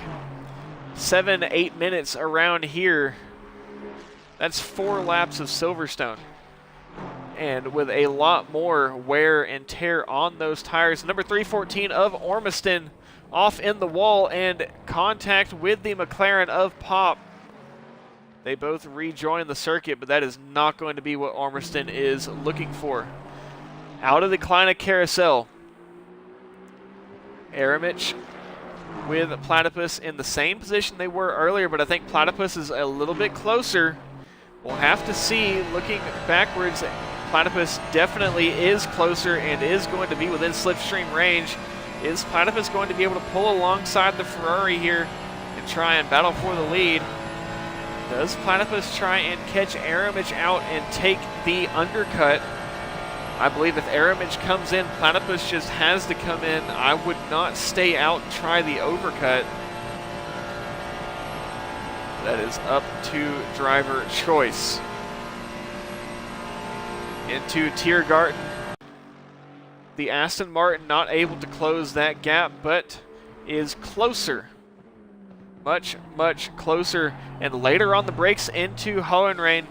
Now, this is the crucial point. Does Aramich come into the pit lane? Yes, does come into the pit lane. Platypus will follow. It needs to be a perfect stop here. Cannot afford a stop-and-go penalty, as that would likely decide this race. Now the race in pit lane.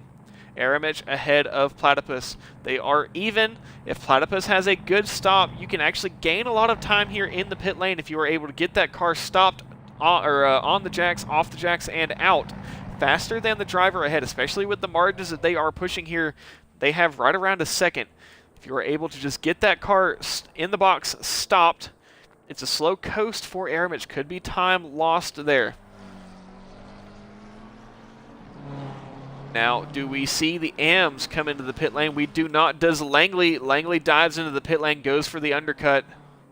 Nate stays out. Is that going to hurt Nate? Peach in the pit lane as well. Brad in the pit lane. Brute in the pit lane. And Brute, a little bit difficulty trying to find that pit box, but this is crucial. Platypus off the jacks first. How does Aramich fare? Is it a longer stop, more fuel for Aramich? Does Platypus win the race out of pit road? No. But Aramich gets the 30-second stop and go penalty. I don't know if that was just from pressure or just a little bit too late on the brakes. But that is going to seal the deal for Platypus. Granted, he is able to bring it home in one piece.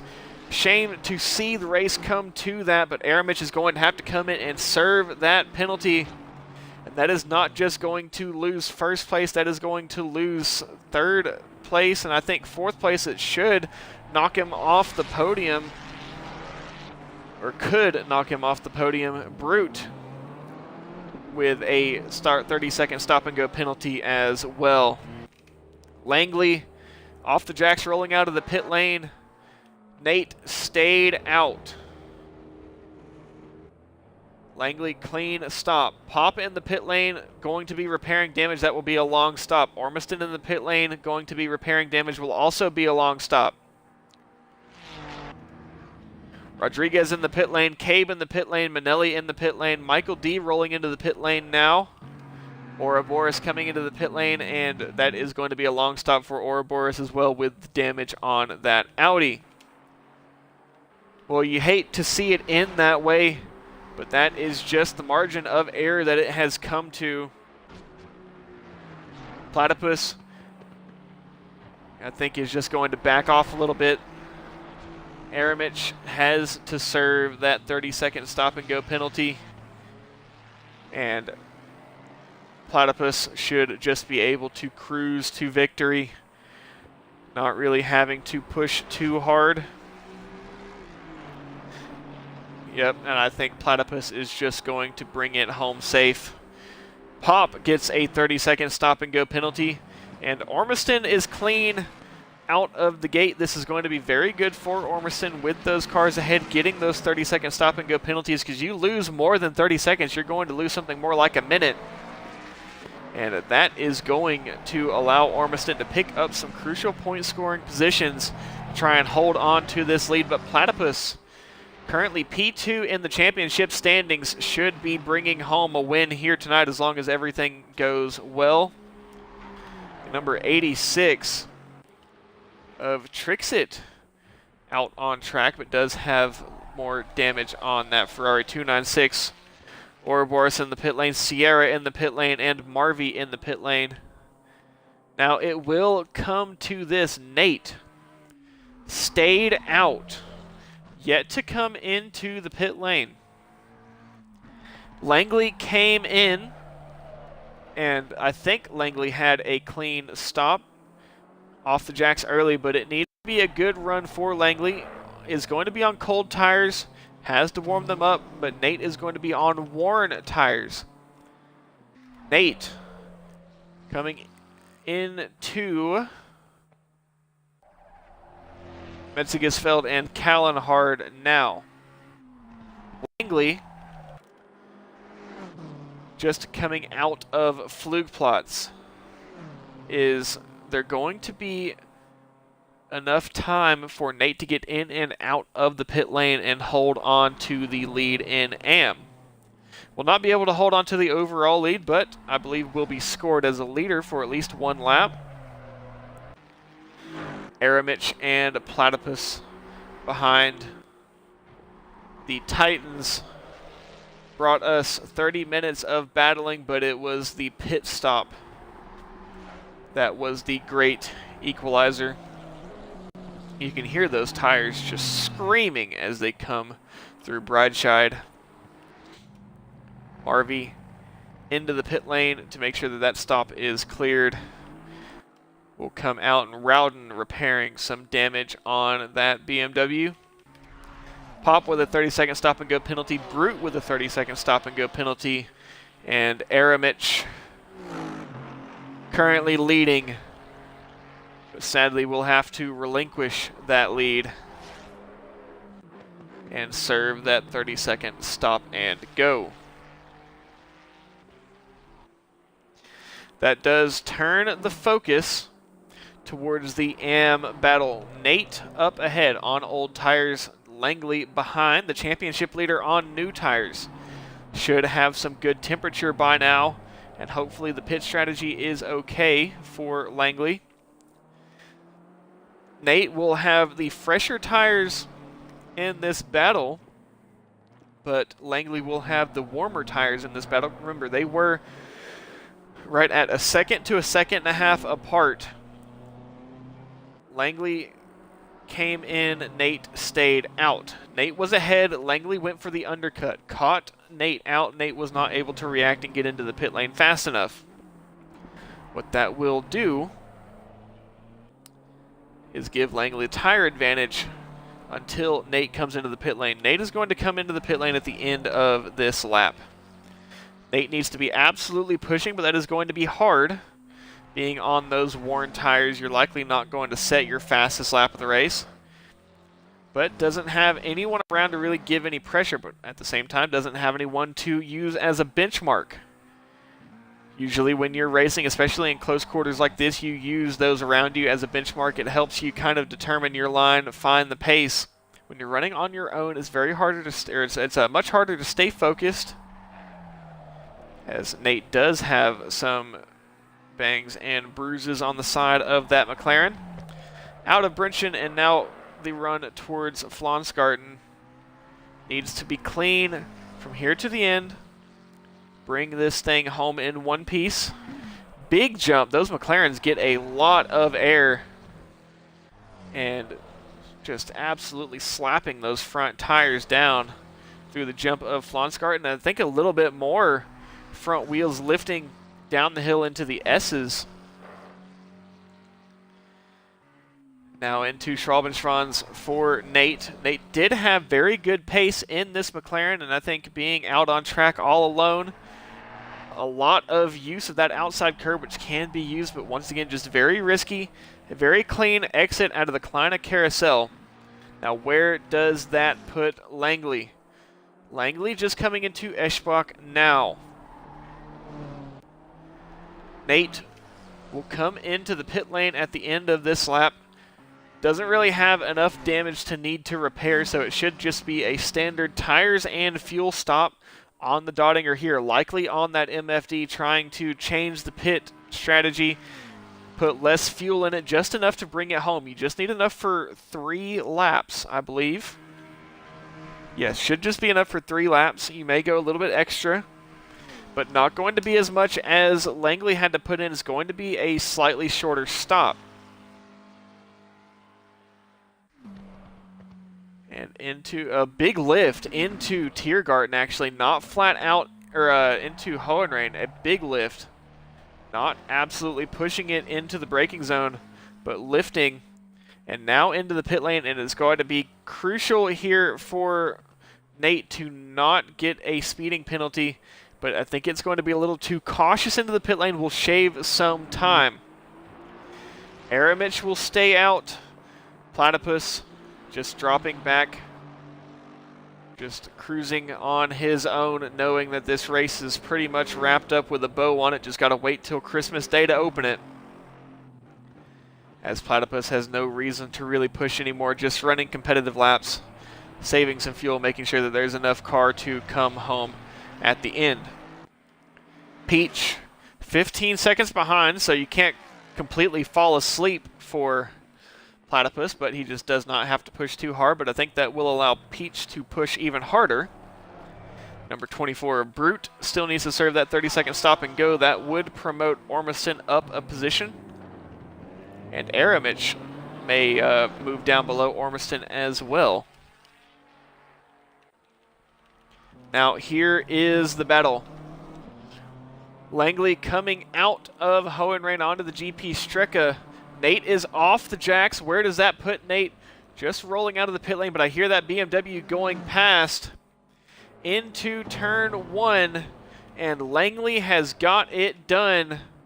Assumes the lead in AM, but Nate has had competitive pace. Will Nate be able to fight this one back? Big slide from Langley out of turn 2. Now, Langley is going to have the lesser hand here, because it is going to be 1 lap older tires for Langley, but does have warm tires for the time being, and not really enough of a not enough time to really see tire fall off, although Langley could see some tire fall off towards the end of the final lap of this race. We will have this lap and 1 more to complete, or 2 more. I think we may actually get 2 more. Depends on where the leaders cross. It could be up to Platypus to try and time this right, but we have at least 2 more laps. Car number 80, Pop, still to serve that 30-second stop and go. Rodriguez into the pit lane.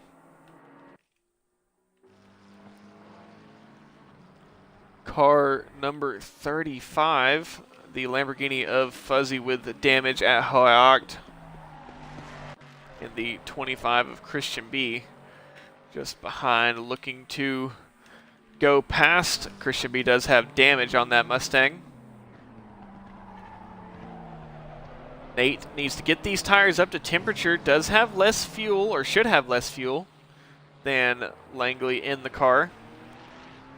Didn't need to account for nearly as many laps.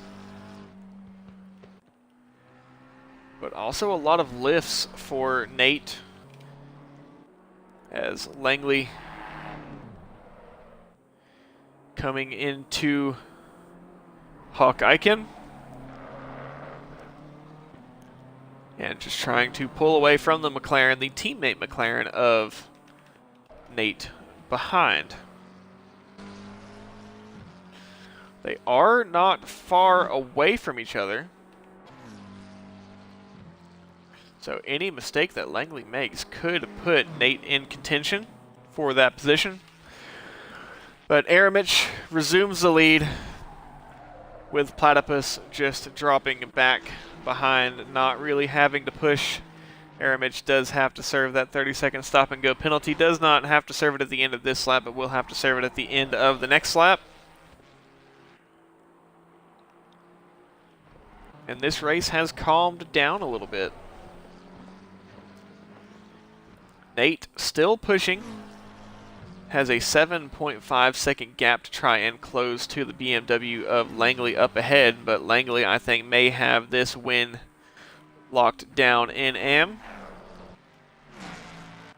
Ormiston in the Mustang with Salinas in the Mustang behind, and then Cabe in the Mustang also behind a trio of Mustangs, and Peach in a very good spot to bring home some points. Will not be able to make any ground on Platypus up ahead, who will take this win. Granted, Platypus brings everything home safe. Peach should be scored P2, and Brad looks to be scored P3. Good points for all 3. Ormiston in P9 overall, with a few AM drivers up ahead, but damage that was taken and some mistakes that were made has just opened the gap to those drivers up ahead for Ormiston. Does have clean air to run in, but I don't think there's too much opportunity for improvement for Ormiston.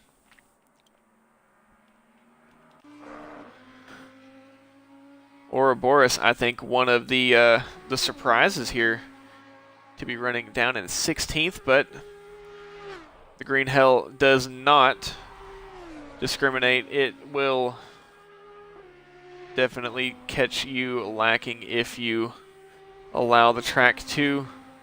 And just not the best day for Ouroboros today, but still in good standing in the championship.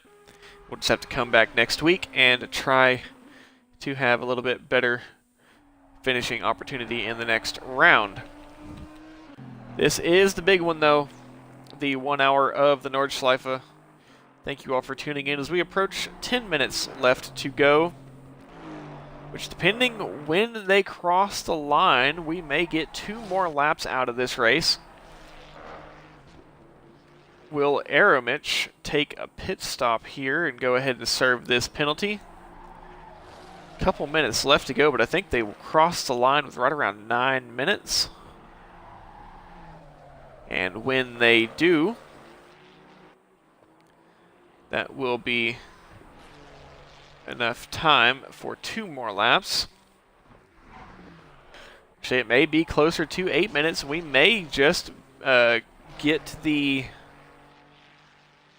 final lap of the race on the next lap. Just depends where they stand when they come across the line.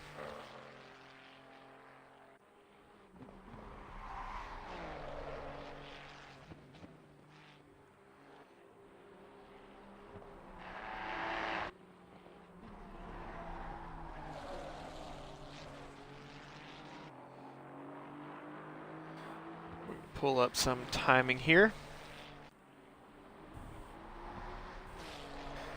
As Aramich leads Platypus onto the Dottinger, Platypus is just still letting that gap grow. No reason to push, as Aramich will push and will try to mitigate losses as best as possible.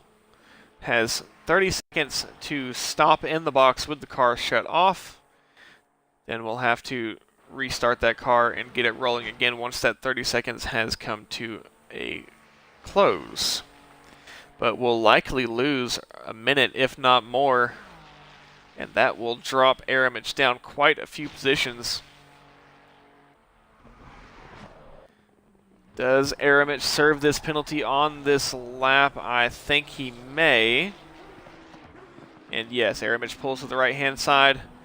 Cannot afford another 30-second stop and go, so a very cautious stop for Aramich, but that will allow Platypus, with 9 minutes left in this race,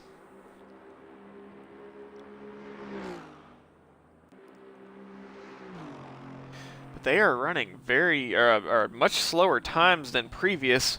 This may very well be the last lap of the race. Their previous laps were... Actually, no, I think that may just be a timing bug. Platypus last lap was an 8:20.7. Aramich still holds the fastest lap of the race with an 8:15.9, but Platypus was just right behind him with an 8:16.0. Thank you for the live timing, Trixit.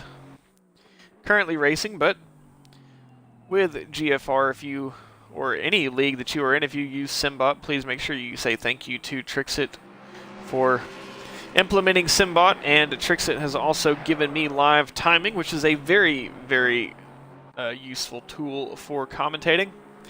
So Aramich serves the penalty. Where does that put him? Ahead of the 4, but behind of the 24. Number 35 of Fuzzy has had an off at Arenberg. Was Trixit involved in that at all? I don't really see any damage, so I don't quite think so. There was some damage on the back, but I think that was already there. We'll have to see where Aramich is scored at the next timing line. But I think he is just going to be ahead of Langley.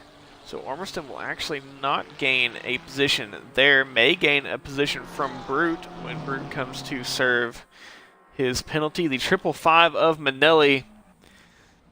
And that is a McLaren that has seen better days.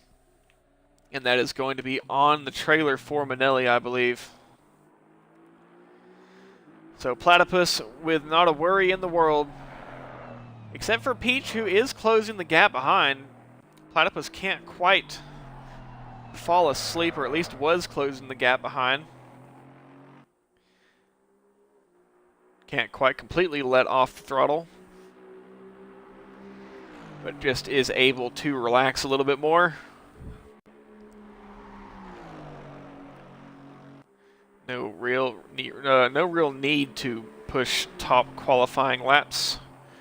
Pop still yet to serve 30-second stop and go. But while we approach the end of this race, we'd just like to thank everybody on both Twitch and YouTube for tuning in. Thank you for watching the stream. If you are re-watching at a later date, this is definitely a good one to go back and re-watch. Ormiston and Salinas. So Ormiston is chasing the Mustang of Salinas. And I think Ormison will try to go past right here, but Salinas is not going to make it very easy. Side by side, door to door into the chicane. Salinas is definitely racing for this position. They nearly make contact, but side by side, very respectful. Ormison is just caught out and will have to follow behind Salinas. We'll have to look for another opportunity to get past. I think that opportunity may come sooner rather than later as Ormison goes early into Sabina Schmidt's curve and is now ahead of Salinas. Bit of a development in the AM battle for the lead. Nate is not that far behind from Niles. Niles just coming into Foxhole. Nate is closing up 4.3 seconds. The gap was 7 seconds just a lap ago. This battle for the lead is not over, especially if Niles makes a mistake. That would surely bring Nate back into an opportunity to take home this win. A little bit of a lazy apex from Niles there. Didn't quite run the optimum line through Adnar Forst. And I think Nate in the McLaren is on the front foot, especially being able to see that Pink Pig BMW up ahead.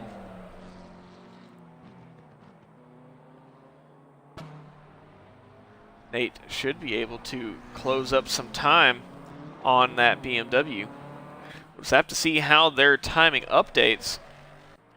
Peach in that Castrol liveried Ford Mustang GT3 trying to chase down the Aston Martin of Platypus, who I think has had a little bit of get up and go. Giving us a little flash of the lights there. Growing that gap to 13.4 seconds, but that's the last thing you want to do. I thought that was going to be a little bit too wide in the muck curve, but just absolutely on the limit. This Platypus is stepping up the pace a little bit. Brute with a little bit of a mistake will be relinquishing a position to Brad regardless whenever he comes in to serve that penalty. I believe we'll do the same for Aramich, and Aramich may end up staying scored P4. A big wiggle from Niles out of Bergwerk, and Nate might have a run as they come down the back straight and through Kesselchen. So have to see how the timing updates. 4.3 seconds now. But Nate in this McLaren, 1 lap fresher tires, likely running less fuel, more precise fuel. Hopefully everybody has enough fuel in it. We may see the end of this race if the pace is not quite there. Nate absolutely on the limit, almost touching that outside wall as he is trying to chase down Niles for the lead, and it is very, very close. This is not easy pickings for Langley anymore. That McLaren is on a mission. With those fresher tires, may be able to take this position away. It's got to be perfect for Langley from here on out. It's got to be perfect for Nate, which is not what he wanted, getting spit out of the carousel. That will cause some time to be lost. 2.6 seconds was the gap at the timing line, but we'll lose some time as they run into Hoyocht. Nate will try to close this gap up as much as possible. A little bit of a wiggle, and 2 tires up on that outside curve. The gap has reopened. I would think right around 3.5 seconds, possibly 4. But Nate in the McLaren still trying to find that time. Platypus up ahead, coming onto the Dottinger for what will not be the final time. I think we will get 1 more lap. It will be close, but I think we will get 1 more lap. Peach coming onto the Dottinger shortly as well. Brute through Schrabenschwanz. And Brad has actually gone past Brute. Brad up into P3. Should be able to hold on to P3. And Aramich, I believe, will move up into P4 once Brute serves this stop-and-go penalty.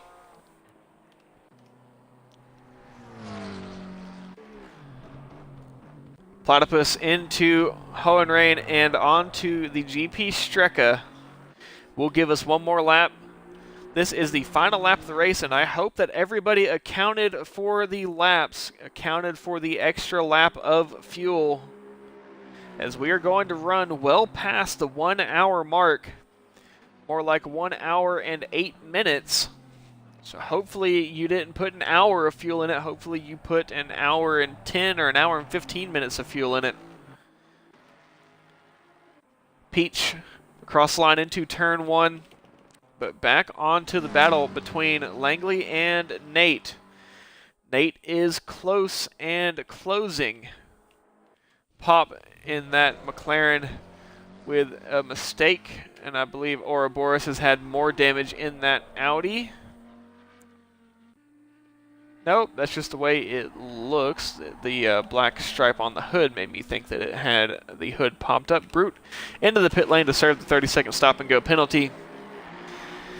And Platypus just with a cruise to the finish here. As long as Platypus brings it home in one piece and has enough fuel in it, that would be the crucial mark, which I think if Platypus was cautious of the fuel, would have come in order to make sure that the car is brought home, and hopefully was just mindful of the fuel. With this long of a track, it is very easy to underestimate your fuel load and run out on the final lap. 3.6 seconds, the gap now between Langley and Nate. We just see that pink McLaren flash into the background for just a moment as Nate is trying to chase down the BMW of Langley. This battle is going to be very close to the end. Nate in the McLaren does have the tire advantage by 1 lap. We'll need to see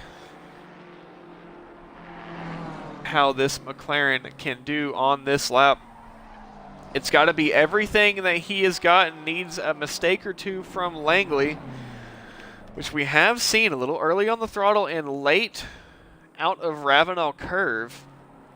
It's not quite going to be the best run from Langley, and Nate trying to close this gap. We have only a couple timing lines to see the gap update. Aramich up into P4. Where is Brute scored? Brute is ahead of the 11, so down into 9th. Schwartz is actually in a prime position to take home a podium here in AM. Remember, Schwartz did take a very early pit stop, just 10 minutes into this race, has been on these tires for the entire duration.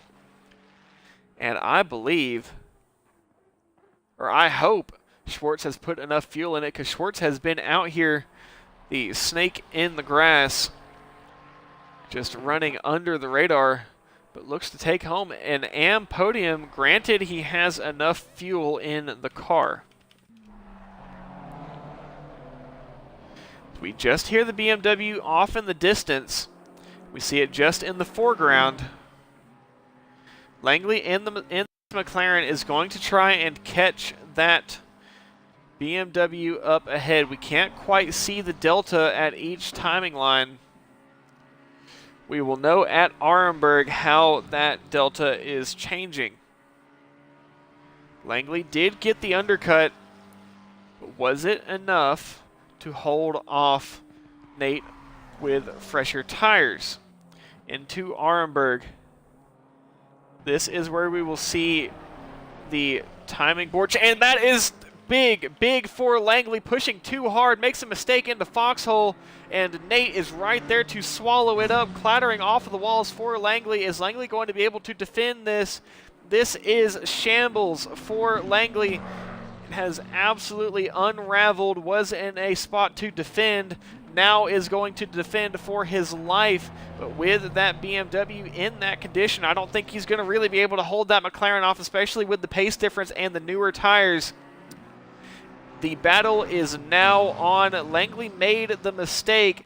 I think he just got 2 tires on the outside curb, and that was enough to spin the car around. Now Nate is in a prime opportunity here, but needs to make sure that this move is methodical. does not want to make contact with Langley. Langley is going to be very much so defending this position.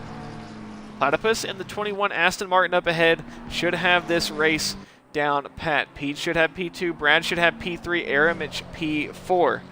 This is the battle for P5 and 6 overall, but this is the battle for the AM lead.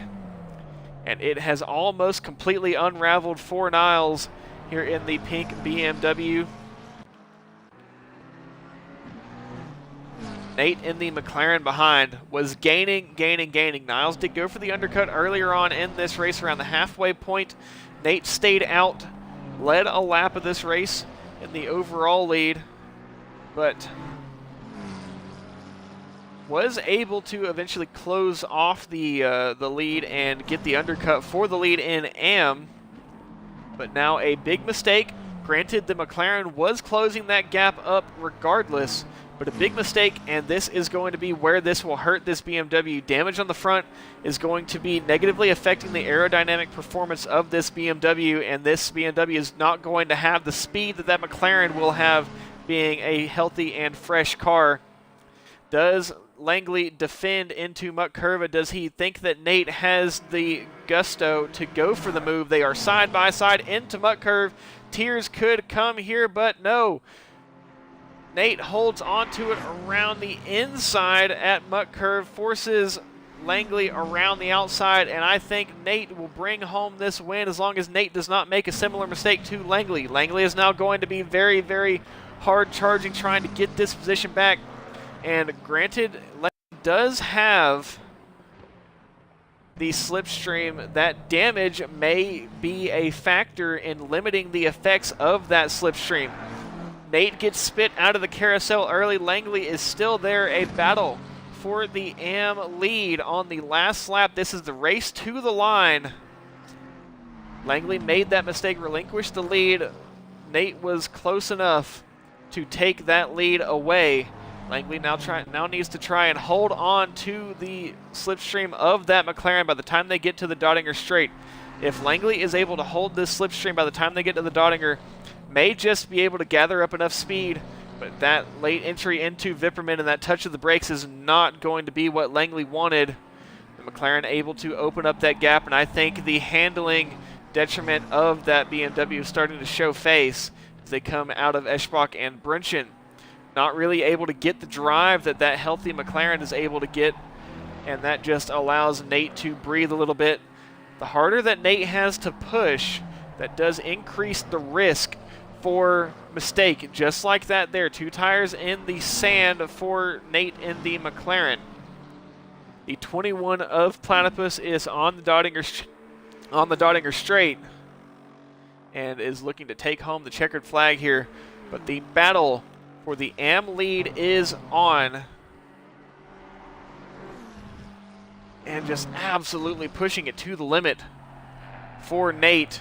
Platypus with some damage comes out of Hohenrain and onto the GP Strecke to cross the line and take the checkered flag and the win here in the round 6 Nordschleife 1 hour of the GoFAST Racing Season 3 GT3 Championship. Peach takes home P2, and Brad will eventually take home P3, Aramich P4.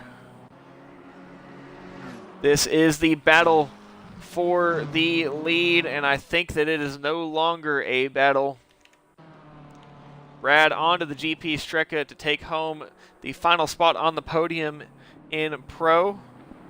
Aramich very shortly, as I think the teammates are wanting to have a side-by-side finish here. Trixit and Aramich rolling at the end of the straight together, but Nate in an absolute, I don't know if you could call this just astonishment or luck or what.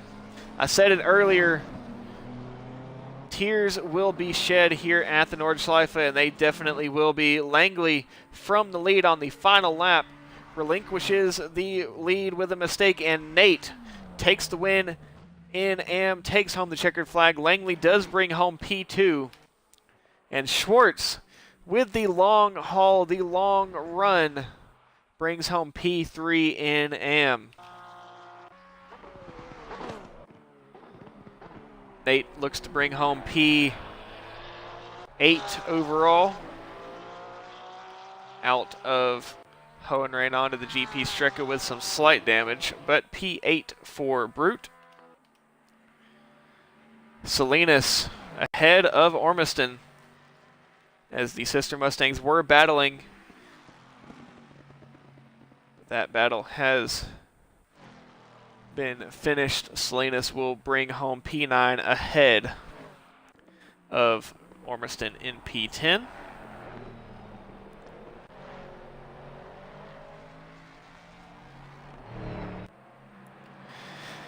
And Salinas across the line will bring home P9. Ormiston will bring home P10.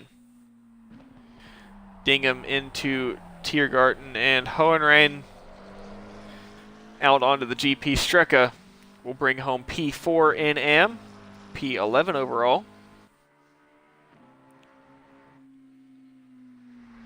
In that McLaren, Michael D will bring home P5 in AM, the sole NSX out there. Very good looking car, but just not that many people willing to drive it. Michael D is a faithful to the Honda and will bring it to a P5 AM finish, P12 overall. Cabe in the Mustang through Tiergarten into Hohenrain. Slight damage on the front of that Mustang. Will bring home P13. Actually, Ouroboros brings home P13. Cabe will bring home P14. Sierra just making his way onto the Dottinger. Will be bringing home P15. Thank you all for tuning in. Remember, please stick around as we will be finding someone to raid. But make sure that you stick around in the stream as we will go raid another user. Another streamer, someone who is on ACC. Sierra brings home P7 in AM, P15 overall.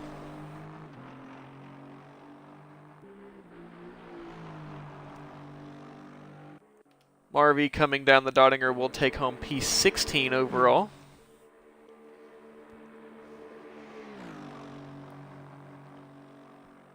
In that not quite real AMR liveried Aston Martin.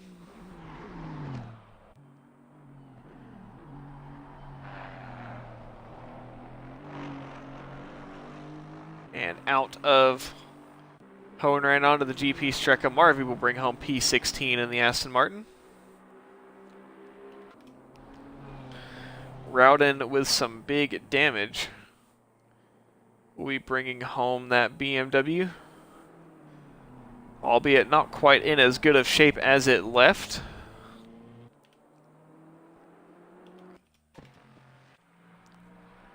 Rodriguez heading out onto the Dottinger.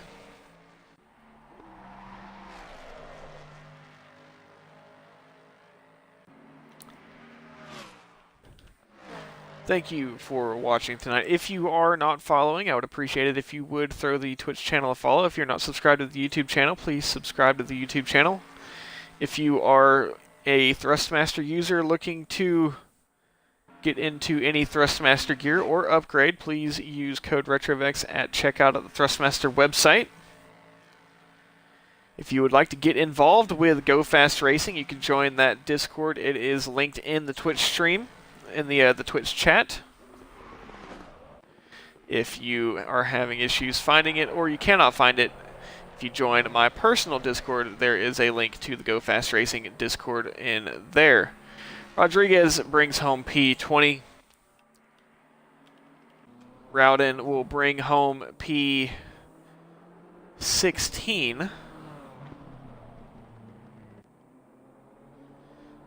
This BMW has seen better days, and Christian B in the Mustang As Rowden with some more incident, and I think maybe some steering issues for that BMW. Christian B just bringing it home nice and easy in the Ford Mustang GT3. But remember, please don't go anywhere. We will go ahead and raid somebody very shortly.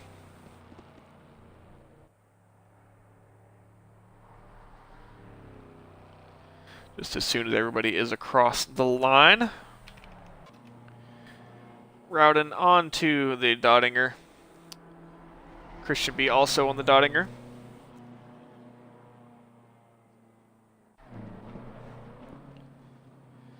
And just going to go ahead and do some landscaping, which we did not see too much landscaping in this race today. But Rowden will eventually bring this BMW across the line.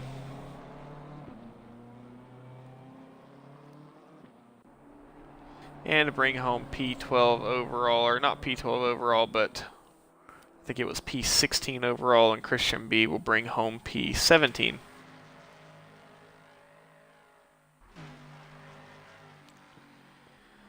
Congratulations to Platypus taking home the Pro win. Congratulations to Nate taking home the Am win.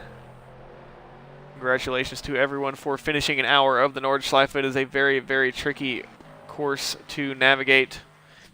Christian B crosses the line, and that is going to bring an end to tonight's broadcast. Thank you all for tuning in. We're going to go ahead and give someone a raid, so just please stick around.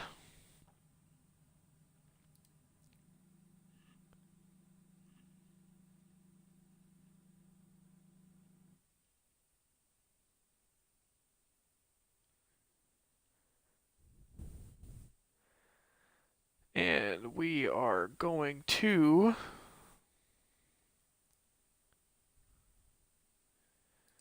go ahead and give Operator a raid. Thank you all for tuning in. And we will go ahead and start the raid.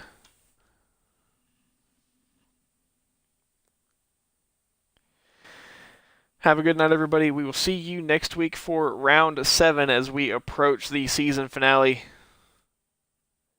Have a good night. Thank you for tuning in, and I will see you on Wednesday with TRC if you are either racing or participating in the TRC racing. Thank you very much. Have a good night.